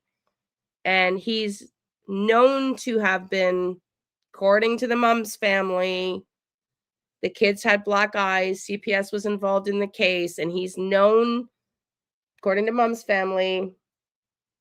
Oh, great. They're already bringing my order of gluten bread. Known to have been abusive, according to the family, with the kids. CPS was involved for neglect with the kids. And so I'm curious if dad had a meth freak out and maybe doesn't even remember. I don't know if if you have any experience with that. I'm sure you do as a retired law enforcement agent, Terry. But I was just curious, is it possible, because his story has flip-flopped so much, the stepdad's, is it possible that he did something and he really didn't remember because he was methed up? And hence why the story kept changing. If you have time and you can comment, if you know if that's a possibility, that would be great. We're going to continue to listen to this interview, and then I'm going to methed up, all right. Yeah. In Dee's first interview, he looks like he hadn't slept in a week. He looked like a junkie. Yeah, I know. They need to find out where he gets it. The dealer take all kinds of stuff and trade. Yes, Terry. And they also, I would love to have you listen to his best friend went on a rant here one day. We'll play it tomorrow. I want to go over it again. And his best friend is warning him to be quiet. And he wears like a devil head, and he starts yelling and screaming to rock music about him and his wife problems, his marital problems. So I'll give you the backdrop, Terry, because you don't know this. Not in police reports, but in the social media that the family has come up with. The stepdad himself, in the video that I sent to RCMP, the 3-hour live, stepdad himself and a gentleman that's related to part of the family, Darren Geddes. I'm 11 o'clock Eastern, honey, 11 o'clock Eastern, same time, 11 o'clock Eastern. If you want, you can come up and we can talk about it. And then maybe I can give you the backstory to this case. And then you can tell me your thoughts. Yeah, 10 Central. But yeah, because there was a car seen or heard and seen coming and going to the property the night before the kids disappeared between 12 a.m. and 5 a.m. 4 or 5 times back and forth from the house down the road to where the police found part of Lily's blanket on a tree down the road and didn't find the kids. The police have come out and allegedly said, according to Daniel Martel, the stepdad himself, yeah. She claims she didn't know he was a user. They were together for 2 years, but I agree with you. I don't think she's can be all free from any rugs herself. Dealer was outed on another YouTube channel. Yeah, his name is Carmen or Carson or something. But there was a car seen going to and from. And yeah, could it have been the dealer? Apparently, somebody says they thought that the dealer was the car that was going to and from their house the night before. Oh, Chance. Thank you, Chance. Chance, not Carter. Thank you. Chance. You believe she's a user as well. Look at how they lived. I don't know if she was on meth, but when I first tapped into the energy and I told the RCMP, I think she's on drugs too. And just to numb everything. Hence, the trailer was not cleaned, so midnight till the next morning. Doesn't look like she's on meth. No, I don't think she's a meth head. But she's definitely was drugged up because when I tapped into her energy. So what's the dealer's name again? What was his name again? The skin. It's definitely a drug you can't hide if you're taking it. Right there is a lie. That's definitely a drug you can't hide if you're taking it. Right there is a lie. What's the lie? Oh, Chance is the dealer's name. Thanks, Donna. Yeah, see, been listening here in another Zoom interview. Okay, good job. Good luck with that, honey. Chance or Chase? I think it was Chance. Yeah, maybe pot. I think Malaya, because in Canada here, pot's legal now, right? I certainly get that she might have been doing other things, but I don't get the distinction she was on meth. Daniel's teeth are all like meth looking and he's very slim. Malaya's got a little more face fat, like she just doesn't present physically like a meth head, but she could, but we know alcohol, right? Her mom's known to be alcohol heavy. She didn't know he was using they were together for 2 years and she didn't know for the first year he kept it hidden from her, apparently. Yeah. M's supposed to be on psych meds. Apparently, mom is in the hospital now and has been for 7 weeks. That's a rumor. I don't know how true that is. And he's admitted to being in rehab to get off of it. But yeah, if you do come on tomorrow, I think what we'll do is we're going to replay the message of Jordan Geddes. And I want to hear from you if you're here, Terry, because hope floats. Hope, can I share your story? Because I know you've shared it. Is a mod here in the chat. And when she was here and re-listened to his best friend, Jordan Geddes, the stepdad's best friend's rant, Hope says had some very interesting information to share. Thanks, Hope. Her son just got released from prison himself as an addict, right, Hope? In fact, he just was released this December 31st and as an addict. And Hope thought for sure the tattoos on Jordan Geddes' body looked like he might have received them in prison, and his language and the things he says is like, and the song he's ranting to are like warning people to shut up and not talk to authorities. And it's very interesting. So I'd love to hear what you think about it tomorrow if you're here, Terry. I think that's what we'll do tomorrow. I was going to do that anyways. I wanted to see if I could plug it into, which I think I've done before. Good source says she's a different person when drinking. Yeah, well, we all are. That's what alcohol and drugs do to you. That's part of the reason they're a problem.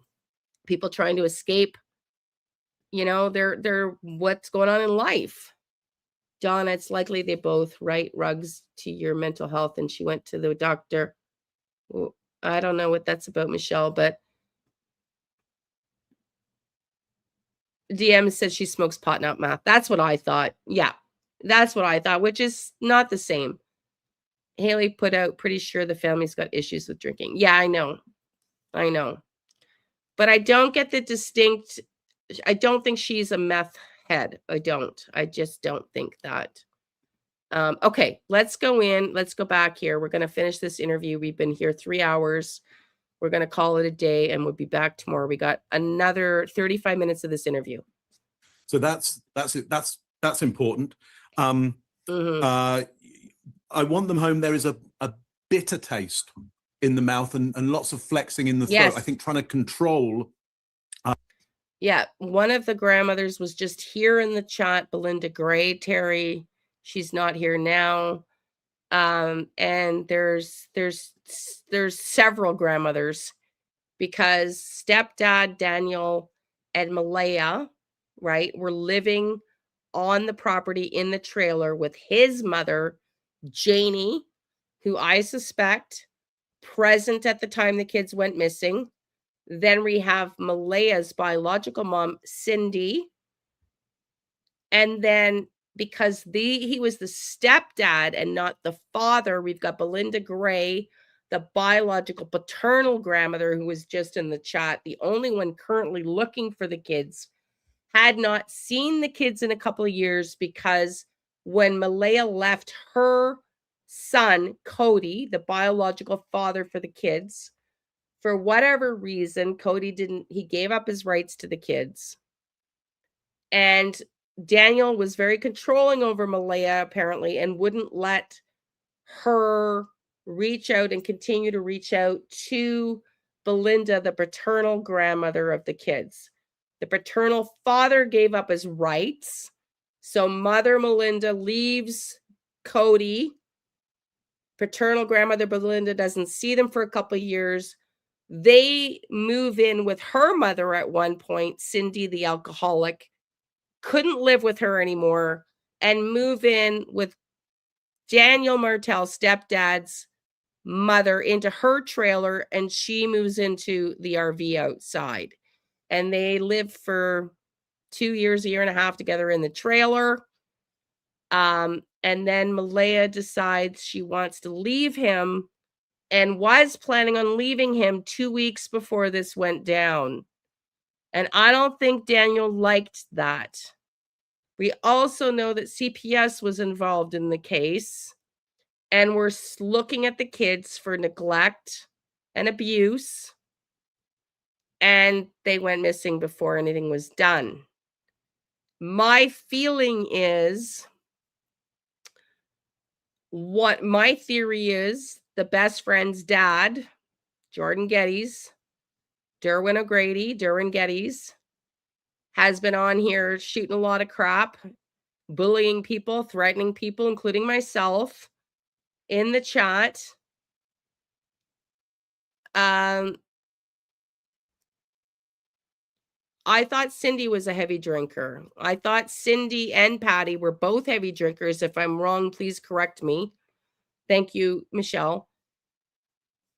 And Derwin O'Grady specifically came out and said that Malaya, the mom, was talking shit about the family, and they didn't like it.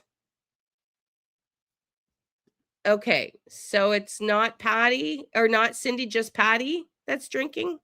Okay, I'm sorry, Cindy. I didn't mean that then. Sorry. I thought it was both of them. I thought both of them were drinkers. Okay, my mistake. I thought both of them were drinkers. And I think Malaya knew, because CPS was involved and he was a math head. And to add another layer to the stress, it's rumored that he didn't do his income tax return, and that they were about to lose their subsidy, their childcare benefit in Canada, because he didn't submit his income tax return, which was their only income at the time, because he had been reduced to working at the mill 1 day a week. The economy out there is very tough, and it's already a seasonal job. Cindy is a nurse. You're right. Thank you. And said, and Haley said she's more serious and too serious for. Okay, and that's why she was enabled by Patty. Okay, thank you. Sorry, Cindy.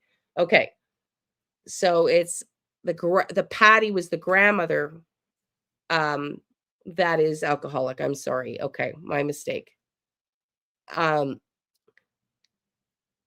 now, though, when you compile the fact that we know apparently Malaya wanted to leave by Daniel's own admission 2 weeks prior, they have limited income.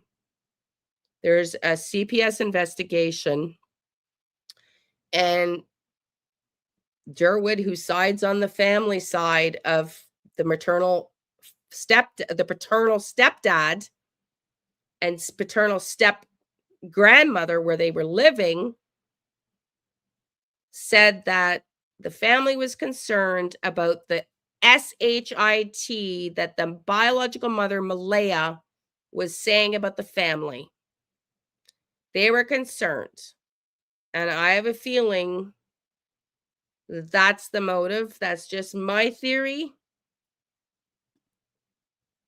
It was her taxes that weren't. Okay, could be. Could be. That's just my theory. Who knows? But you have to remember, if Malaya was planning on leaving, which Daniel, the stepdad, said himself, and then you've got Durwood saying Malaya's going to talk crap about the family, and CPS is involved, and they have their own child together, Meadow, were they worried about what would happen to Daniel and Meadow? Yes, they are common law. I don't know. Technically, common law, we looked at this yesterday, Stella, in New Brunswick, or Nova Scotia, rather, is 2 years. But they have a child together. So that automatically, so I don't know if they're just under 2 years or whatnot. But the fact that they have a child together absolutely means that she could have gone after him for common law. Okay, let's finish this interview because we're getting into a really long stream. Got 30 minutes. The tension in the throat there. Bitter taste could be disdain. I'll come back to why it might be disdain. Stella, I want them home. Yeah, I agree, Greg.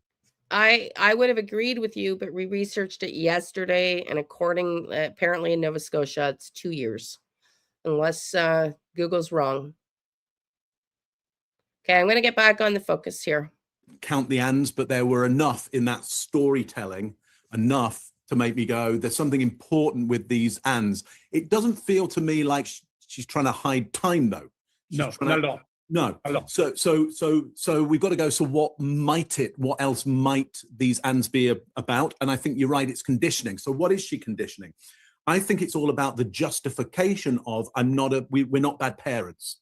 And I think if you look at that story, there'll be this was happening, and here's a justification for it's reasonable that we didn't hear them. It's reasonable that they're outside playing. It's reasonable because I think if it is disdain, the disdain is around how other people will see her as a parent because she's lost her kids, and that's a problem. You have these kids, you care for them, or society's idea is you care for them. So society's main idea is you don't lose those things, okay? And so I think there's a strong fear this will be looked upon badly. Now, but it doesn't seem to me in this storytelling to be at a narcissistic level about this is all about me.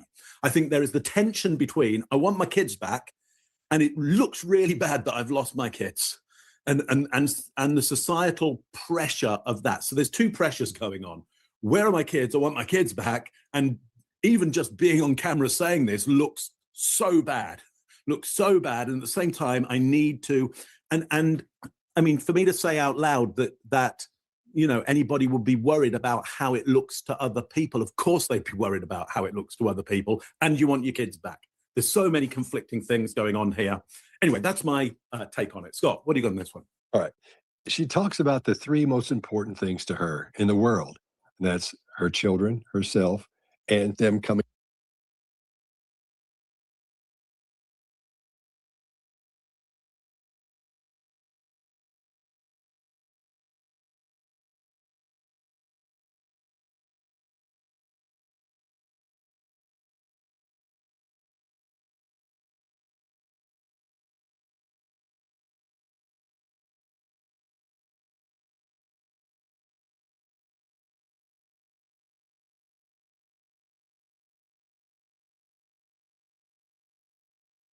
home and being home. She talks about home.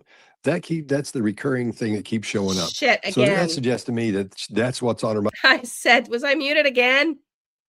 I said, thank you, Terry, for commenting on these guys, on how good they are. I said, I love them all. I think Chase is my favorite. But they are expert at what they do. So thank you for commenting about that as a retired law enforcement agent, Terry. They absolutely know their stuff, which is why it's important we listen to them. It's going to go get the groceries from the door. Keep listening. That's all she's wanting to talk about. The thing with the ands might be the person asking the questions since she's not, when we go somewhere, somebody starts asking, we don't have to say, here's what I'm going to ask, or here's the way it's going to go. Here's a list you need. We don't hear that. We just sit down and they can just not say anything, just go like that, and we'll start talking. But in this case, she might have said, well, I don't know what to say other than I miss him. And the reporter may have said, or the person may have said, well, tell us about this, tell us about that, tell us about that. What's bothering you? That may be part of that. So that might be why there's so many ands. But the first thing she says she does after she realizes they're gone is call 911. How many times have we seen people say, well, and it's been 3 or 4 hours before they called anybody? And they're like, well, we wanted to make sure, and we looked everywhere, and it was after supper now, and then, so it got dark. Excuse me. So we finally called, and here's what's happening. Not her. She's like, oh, they're missing. Oh my God, they're missing. I'm going to call 911. We should call 911. So that to me says a lot there, that she was on top of it, coming right out of the gate. So for me, the qualifying she's doing, Greg, goes back to that, what was going on. I think she's trying to tell exactly what was happening, maybe. So I think she's telling a story. Whether that story is true or not, we can't tell. Yeah. Oh yeah, you never know that. But so that's what that might be. But I'm not seeing any cues of deception, anything where she's looks like she's hiding anything. So, and to me, it sounds like what a real mother would say and do if her children were missing. Although I agree with you, Greg. That thing about and they were playing in the back, or they're playing outside, and we can't hear them. When she would go back in and qualify those, but not those bears. They have bears. Just remember. Oh, okay. But there's none of that big story we get on the front end, like we hear sometimes. And automatically we have to sit through a whole show, even though we know from that first sentence where they go, like that woman who burned her house down and came in. She was in the gym. What was her name? Where she killed her husband? Rebecca Fenton. Rebecca Fenton. So anyway, there I was. I was in the house exercising, listening to whatever songs I was listening to. All this, 5-minute build up to, hey man, what happened? Yeah. So there's none of that. She gets right into it. So I don't feel like she's, at this point, I don't feel like she's done anything. And I feel like she believes they're still alive. Like Mark said, there's a chance for them to come home. She believes that they still may be around. All right, Chase, what do you got? So I think one of the things we can attribute those multiple ands to is 6 weeks of children missing means she has rehashed those details and that timeline 5,000 times with investigators. This is the next day or days later, Chase. Okay. Days later, she's done it dozens of times. Yep. 3 or 4 police officers, a couple of detectives walk through, and they do that on purpose, even though the detective will come in and be like, hey, I'm sorry I didn't get a chance to talk to Detective Flip-Flop over here, but I want to go back through the process and kind of confirm the timeline. That's very common, and I think that may be one of the reasons that she's kind of developed a habituation of just kind of going through those key facts that she understood were relevant for the police officers. The second point here that speaks to what you were talking about, Mark, is that when people talk about the number one fear being public speaking, We always kind of see that on these things. We have no fear of public speaking. The fear is of judgment, of social judgment. But if you look at the actual hierarchy of that, your kids going missing is probably higher than that. That triggers more limbic system activity. So one of the first things I look for in any of these videos is the fear of judgment higher than the fear of missing children? And if it is, that means that the missing children, they either know what's happened or their children aren't missing. They were somehow involved in the children's disappearance, so they don't have that fear, which increases what we call performative behavior. And we are definitely not seeing performative behavior, lip licking, extra makeup, hair adjustments, all the things where she's trying to build rapport and shape the narrative and change how she's being perceived. We're not seeing that. So right here, we're seeing the fear of missing children higher than the natural fear of judgment. That's all I got. Let me ask you this. What's your temperature right now? 101. 101. So you coughing a lot or just like going, ugh? Just a little coughing. Yeah. Like every half hour, I'll do just an old big boy. Make a scene. Thanks for making it work. This is sucky day to do it. Yeah. I'm glad we do this on Zoom. So if anybody's wondering why my voice, I'm octave lower. It's not a bender. It's a Yeah, it's not been up all night. Well, maybe you have. Are you puking at all? No. Okay, that's good. I'm just staying as hopeful as possible. I want them home. I want to hold them. And I want them home. What happened was we woke up. I heard them playing in the next room beside us.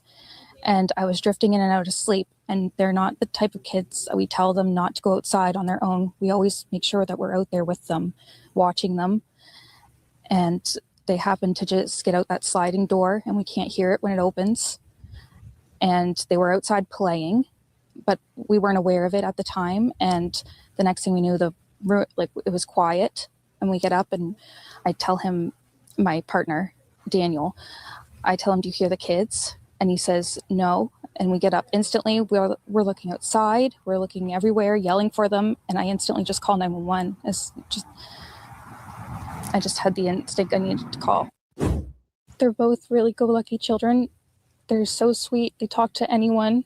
They'll talk your ear off. They will speak to anyone in a store. Everyone. They're just extremely sweet kids. I appreciate the huge search effort going on right now.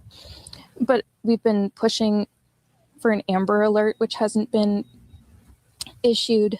Not just that they could possibly be abducted, which it is a possibility that they could have been, but just an alert to let everyone know that they are missing.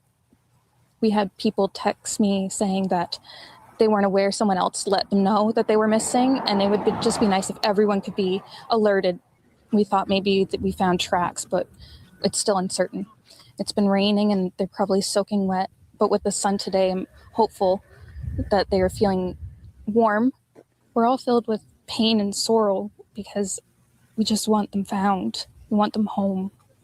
Everyone loves them. They are definitely verbal and they do have possible autism, but it's not extreme autism. It's just they have issues with school and they don't catch up with the other kids. I just want to remain hopeful. But there's always, in a mother's mind, you're always thinking the worst. Last night was one of the worst nights because I didn't have them in their beds. And I don't want to go through that another night without them. Should have worn your Hello Kitty shirt, Chase. That'd make you always wear that in your when you don't feel good. You should go get that. It's got a hole in it. Okay. All right, Mark, what do you got? Yeah. Okay. So first off here, we get a whole bunch of positive comments about the kids. Yeah, which is really great. Often what we see or hear in cases where somebody has been responsible or knows something about the missing kids is that they will put out some negative ideas about them, almost kind of with an edge of kind of victim blame on them. Well, here we do get, they'll talk your ear off, which we've had from other people who were involved actually in the disappearance, where they've gone, these kids they make a lot of noise, and then she says, they'll speak to anyone in a store, everyone. Now, we could construe that as going, okay, so like they get themselves into trouble by talking to strangers, like anybody, okay? I don't think that's what she's getting at here. I think in Nova Scotia, where she's from, the culture is you talk to everybody. Like in downtown Toronto, and this is Canada, like if I go around talking to everybody, like I'm going to get myself into trouble. In London, if I talk to anybody I see, I'm going to get myself into massive trouble, massive trouble. Tracy, when I first knew her in London, she's from Nova Scotia. Well, her family are from Nova Scotia, so she has some elements of that. She'd smile at people in the park and say hello and whatever. I'd be like, don't get involved. Don't get involved. And this was in London, City of London. Don't get involved with anybody else. Just don't. We don't need that. So look, I think talk their ear off and talk to everyone, anyone. Those are both positives. They're good kids. They're good social Nova Scotian kids. Okay. I appreciate the effort, she says.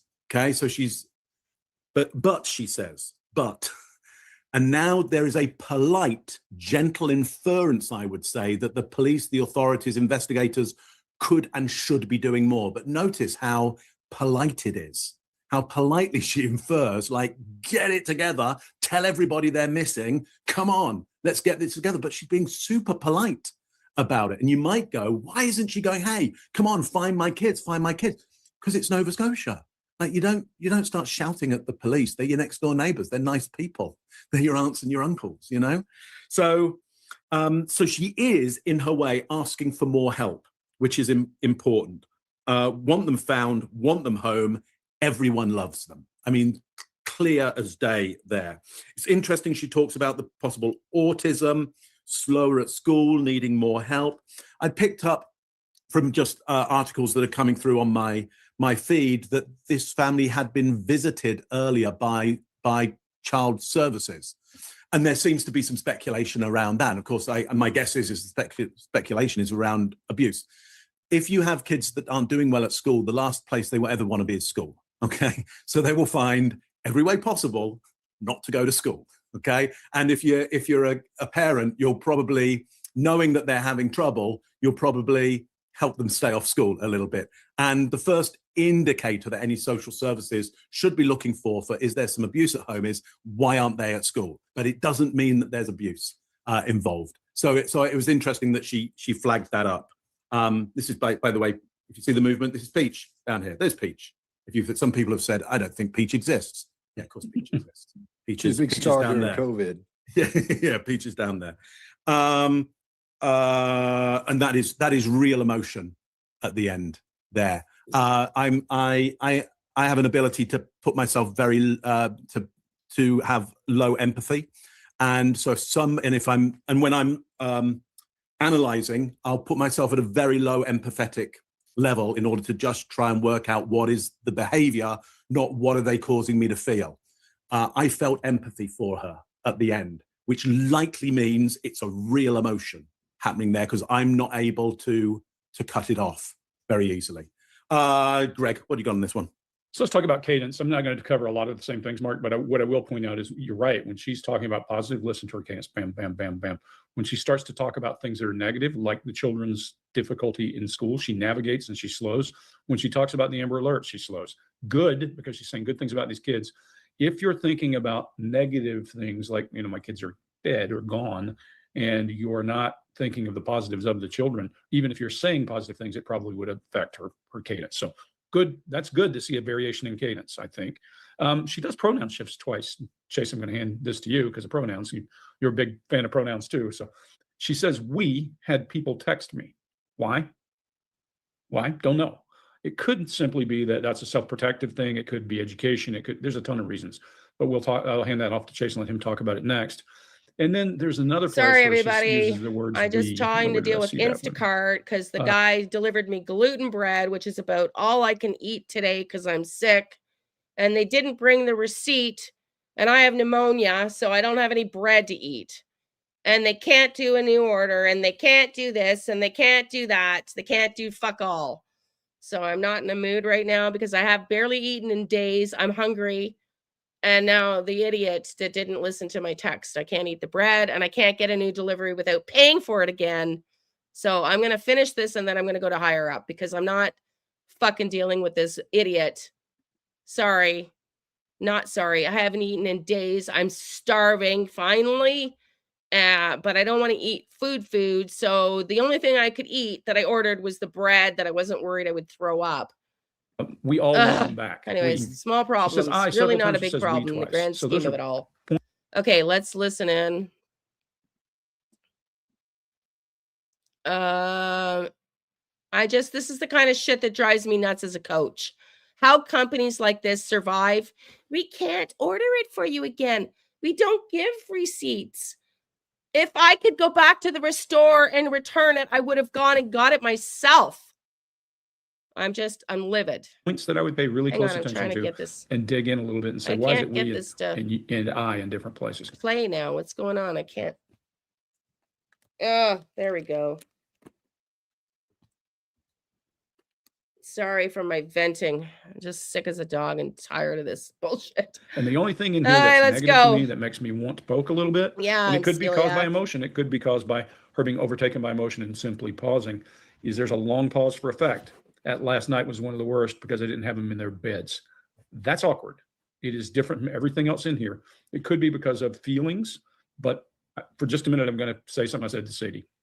Interrogator Greg is a lot less compassionate than regular Greg. Just think of this as an individual, as an interrogator. Sometimes we're aggressive and it's brutal in the interrogation room, especially when you're looking for children. So we would be a lot more aggressive with things like that. The thing that makes me mad is I texted the guy. You guys, I'm on the live. I texted the guy. No non-gluten-free bread. And he brought it anyways and no receipt. But Instacart won't go back and get the order for me. I have to place a new order and pay for another delivery charge so the actual person could do the right order. Tell me that's not good service. That's not shit service. I mean, the fact that these companies are still surviving and standing is unbelievable to me. That is the worst service. So when I'm off the phone, I'm going to hierarchy up to a manager and I'm going to effing well get a free delivery because I'm not paying for that bullshit. Question. I would be very aggressive with her and try to get to the bottom of it. Why did that change? I wouldn't ask her that outright. I would hammer her timeline, go back to those ands, because if you notice in this entire video, we don't hear that. That's gone. It is gone. So that storytelling in the first one with and, I don't care if she's done it 10 times. It's awkward because it disappears when we get down here to these details. So she would have my undivided attention because she's changed to a more smooth, fluid delivery about the children. That's good. To a slow halting when it comes to their learning issues. That's good. To a negative in slow halting when she's talking about lack of Amber Alert. That's good. But there are two things in there. Those pronoun shifts. And that, well, not to mention, I don't even have a car right now, which I haven't told her. You know, I don't even have a car right now. So yeah. When I get off the phone, my rage is going to come out. Pause for effect would have me crawling all over her. And I said this to Sadie sometime we should cover the difference in how much compassion we have for people in this situation and when we're the guy in the room. And I want you to remember that when you're dealing with a police interrogator, they might be the nicest, best people you'll ever meet, but they've got a job and that's what they're after. Chase, what do you think about those we's? Yeah, so I think there's definitely some pronoun shifts going on there. And the first thing, if you hear a pronoun shift in any statement, is you look for context. What is it around? Is it around simple things or is it around some specifics? And the thing that she's getting the pronoun shifts around is communication and like the teamsmanship that usually happens between parents. And I think what's going on there, what we saw in the last video is there's a dynamic shift between them where they're kind of like separating from each other. They're not talking to each other anymore. And I think this pronoun shift is just kind of residue from speaking as a couple to speaking as an individual about. I'm going to call now because I don't want to wait. So I'm just going to mute myself again while I call. Certain things. And I bet they were probably talking to each other a lot and getting text messages at the same time. And she's probably speaking in her old way of speaking when a relationship was active at some point.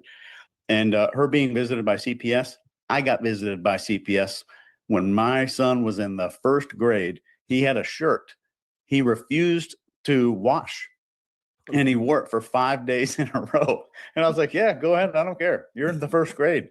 but you will change your socks and underwear. So the next Monday, CPS actually came to the house. So I have probably some documented CPS visit. I just let them do it. I didn't care. But yeah, everything here is non-performative. She's being nice about the Amber Alert because she needs resources from the police.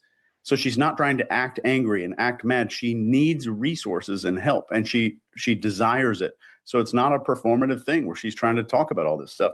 And maybe there's something in Canada where an Amber Alert means an abduction. I think it means missing child, not abduction. I think it's a missing kid, period. Yeah. Just watch the bullshit. I'm waiting. They're going to tell me there's no manager. Guaranteed. No manager available. My psychic stuff's telling me. They're going to tell me. Let's finish this. So I don't know. Maybe they were giving her some kind of BS about it. I have no idea. Scott, what do you got? Yeah, and I agree about that, I'd about like the to Amber speak Alert to as a well. manager, please. When she wouldn't have brought that back up and said, you know, we need to have that happen, and she would have wanted to go away. She wouldn't want anything to happen to help find the kids, you know, or say, no, we can rule this out, you know. And she doesn't bring up this. One thing she doesn't do is throw out those classics like they could have been abducted. They, you know, this could happen, that could happen. You know, so many different things could have. Like if you're injecting ambiguity, I think. Yeah. It's like in okay, let's go to interrogation. When you're dealing with somebody who's at a bank and there's a bunch of stuff, there's something missing, you know, and they'll say, well, who all could get into the safe in there? How hard is it to get in? Oh, you know, shoot, man, you can get in over here. You can do this. You can do that. There's so many people who could get in. You know, everybody get, and you talk to somebody who didn't do it, and they go, you can get in one way. You got the key. We all know where it is. You know, and then you ask them, well, who do you think would have done this? It's Ken. You know, Ken did it, and everybody goes, it's Ken. You know, they'll all say that anyway. But we don't have that situation here. I don't know why my brain went to that. But so she didn't. I did that, Frosty. I did that. That's too funny. On the first call.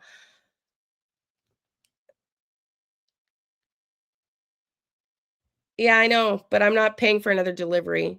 I mean, it's not like you're replacing milk for milk. You're replacing non-gluten with gluten. And if you're a complete idiot and you don't understand non-gluten means you can't have gluten, you shouldn't be delivering groceries.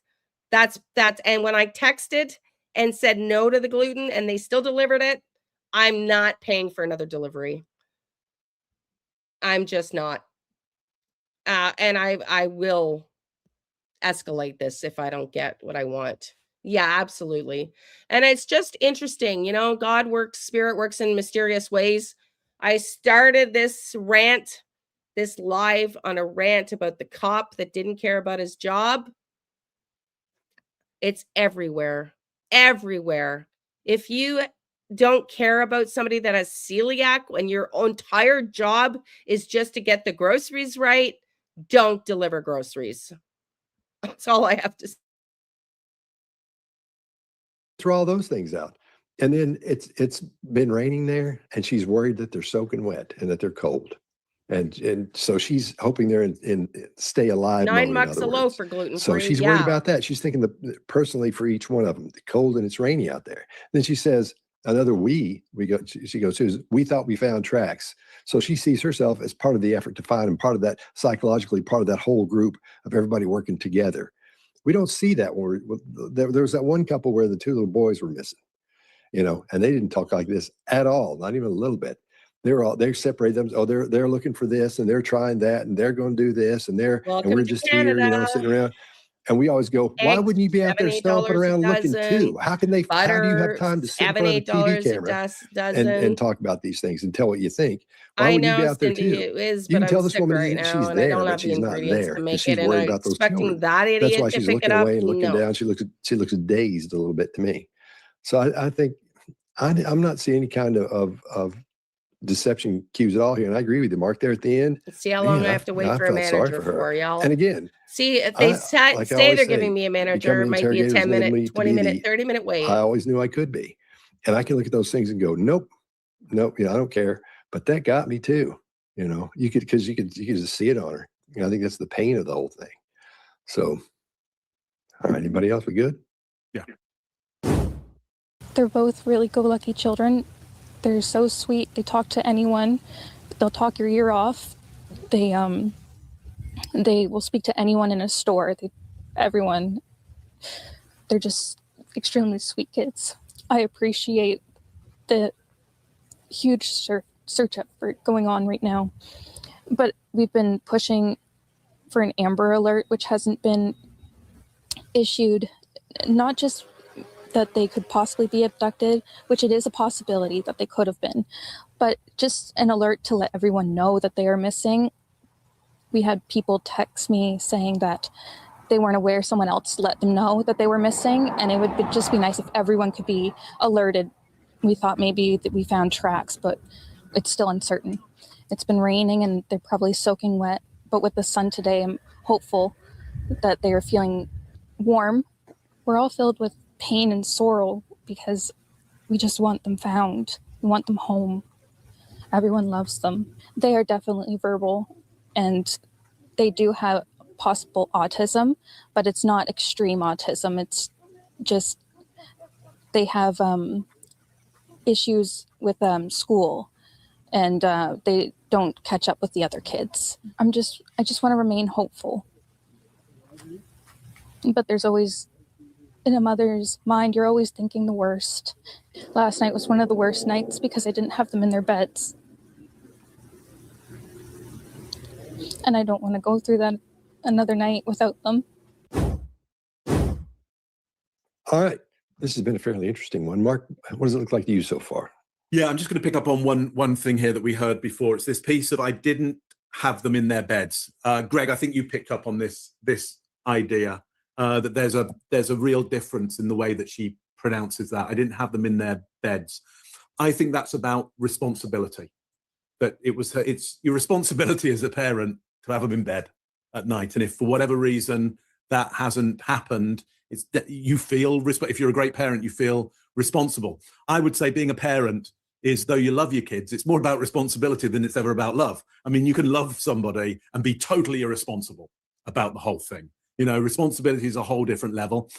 What I get from this is there's a real dreadful feeling of responsibility that she has. At the same time as I want my kids back, there's this nagging feeling of responsibility that it's down to, it was up to her for them not to go missing. And there's that battle all the way through. That's where the tension is. If you see tension in this, if you see something that you're worried about in this, I think it's that, her managing the horror of her, she for whatever reason, lost responsibility at some point or wasn't responsible enough. Chase, what are your thoughts? Which we've all done. You know, we've all had a moment of neglect. We've all had a moment where, you know, something could have happened and didn't, and something did here. And I'm willing to bet she was in that bedroom the night before this was recorded, and she was probably sitting in there crying on the floor or just sitting in there. That's heavy, and that's probably hitting her.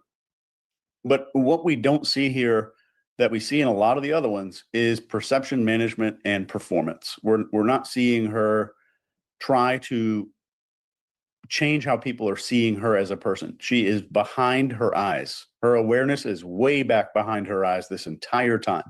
And when somebody's performative, they're all the way out here because they need to check in with everybody to make sure that everyone's buying their story. Everyone is buying what they're selling. And she is selling nothing to anybody. Greg, what do you got? Yeah, I'm going to disagree with you guys a little bit on this one because I'm middle of the road on this one, candidly. This one, because of the and that pattern, makes me really uncomfortable. I'll just say that. And remember, I took the approach, I'm looking at this like I'm going in to interrogate this woman. And so when I look at that and I hear that and, it feels a lot like a 911 call to me. And it feels a lot like telling a story instead of saying, hey, here's what's going on. I do understand she's asking questions. Let's do percentages real quick. Yeah, but let me finish this piece and let's do a percentage. So for me, I agree with everything you said. Mark, this Child Protective Services piece is a data point for me. Because if she's just told this story, she's going to have and in her mind because she needs to validate if something's happening, she's had to protect herself, for example. So I get it. That part could affect the story. But there's also responsibility on the part of us. And to your point about her feeling responsible, yes. On the side of the interrogation team, on the side of the guys who are doing the work, I would have the responsibility to say, there's an anomaly. I want to know why. I'm not saying she did anything. I'm saying this would get the worst of me because I would tear every detail of the story apart looking for any deviation. And I do think these people live kind of a marginal life. If you saw their place, it reminds me a little bit of Don and Candace. The house is in shambles, that kind of thing. So they probably are accustomed to having to accommodate reasons why things occur, because everybody knows if people make excuses for why things are the way they are when they can't control them. When you're marginalized, that's the case. So I'll give her the benefit of a doubt there, but say if I were interrogating, I would take that story to pieces. I would just go after the story there because it is not fluid like the second part of the story is fluid, which makes me very uncomfortable. I'd say if I were going in, Chase, with a 60-40, I'd say 60% I don't trust her, 40% I do. How's that? I was going to say, what is our percentage for each one of us that the disappearance of these children was not a willful act? You mean something these people caused in some way? Right. Willfully. Thought out. Not an accidental situation. Right. Yeah. Well, accidental goes a lot of ways. I'll leave it at that. I will say, in terms of thought out, masterminded, some plan to get rid of, I have zero doubt in that something, whatever happened, was not planned out. Yeah, I'd go the same, zero. Yeah, planned out. Could they be part of it? Different story, different equation entirely. Because you feel grief if you cause the death of your own child, for sure. But what bugs me about this, when little kids get up, they want to eat. They're not going to be outside goofing around. They're going to be coming in there going, hey, what's going on? Why isn't she up already? You know what I mean? We need to eat. But that's the first thing you do in that the protocol of the day for kids is they want to eat. I don't usually do this, but since you're bringing it up, if I live in a place with bears and I got a silent door in my house, I'm going to fix that, number one. Number two, nothing looks silent in their house. There's a whole lot of story holes that I wasn't touching that I would say, okay, hold on. But look, I live in the woods. If I had a child here, every door I have would have a childproof lock because we don't have bears. But what we do have is woods and creeks and rivers and all that kind of thing. So forget all that. I was just trying to give her the benefit of a doubt on the story and say, I'm not thinking that she came up with some idea. Might not even be the kids are gone that they're still living and gone. Who knows what the story is? I'm just telling you that with this short 2-minute video that we just watched, 2.5 minutes, it's difficult to know because she's not challenged on any of the questions, my opinion. Okay, well, here's what I think. I really like this one because I think we're seeing true emotion, and we're seeing somebody who hasn't sat for a long time and structured the story and say, I've got to do this, I've got to say this. And I'm like you're saying, Chase is non-performative. Like you're saying, Mark, it's true emotions coming out. So I think we're seeing real emotion. I think she's really upset about that. Now, having said that, like we're talking about, whether it's her fault or his fault, I think she would. The thing is, here's what I learned is she hasn't talked to this guy, Daniel Martel, since all this happened. They haven't talked. She has shunned him, in other words. Won't take his calls, won't text him back, nothing. So maybe she thinks there's something going on that he caused it or didn't care enough or something like that. That's the thing that gives me pause to say something might be up here with this. And another thing I want to talk about is Chase and I are now enemies. But Mark, what I'd like to do is Chase, let's me and you team up and be a team together and add Mark to our team. And since Greg went against all of us, let's get rid of him. Let's kick him out of this thing. Let's team up and we'll be friends. And then get rid of Greg.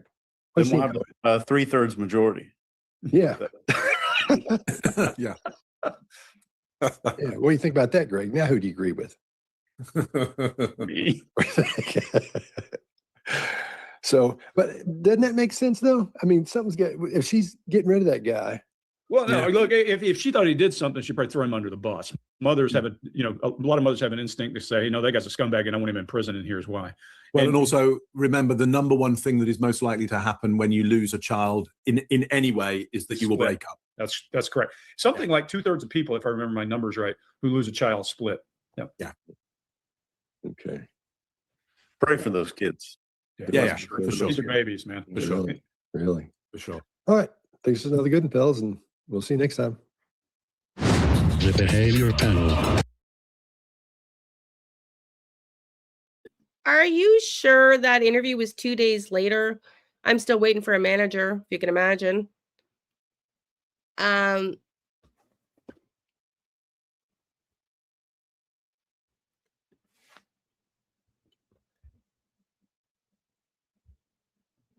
Yeah, she was on day 2. Yes. I thought that was the same day because that was when everybody was looking around for the kids. I thought that was the first day. The fact that mom left the next day. Yeah, but again, if she's afraid of Daniel, I don't know. This person that was Honeypotting Daniel was just to get info. Could have wanted to. No, I know. Okay, everybody. Wish me luck with the bread. It's a long live today. Thank you, everybody. I'm going to go change the title to add the couple that we covered. We'll see you all tomorrow at 11 a.m. Eastern. I'm going to go back and listen to the behavioral panel again. I've heard it before, but I want to listen to it again since I've been on hold listening to music for 10, 15 minutes, waiting for a manager. Yeah. Think they're going to get me a manager? We'll see y'all tomorrow at 11 a.m. Eastern. Love you all. I appreciate you being here. Please send some prayers for Jack and Lilly and family. We'll see y'all tomorrow. We'll see y'all tomorrow, everybody. Thank you so much. I love you all. Thank you. Thank you. Thank you. It's really not a big problem, Bread, but it just goes to show just things like that. You just think you're a useless Instacart shopper. These things matter to people if you cared about your job. End of my rant. Love and light, everybody. See you tomorrow.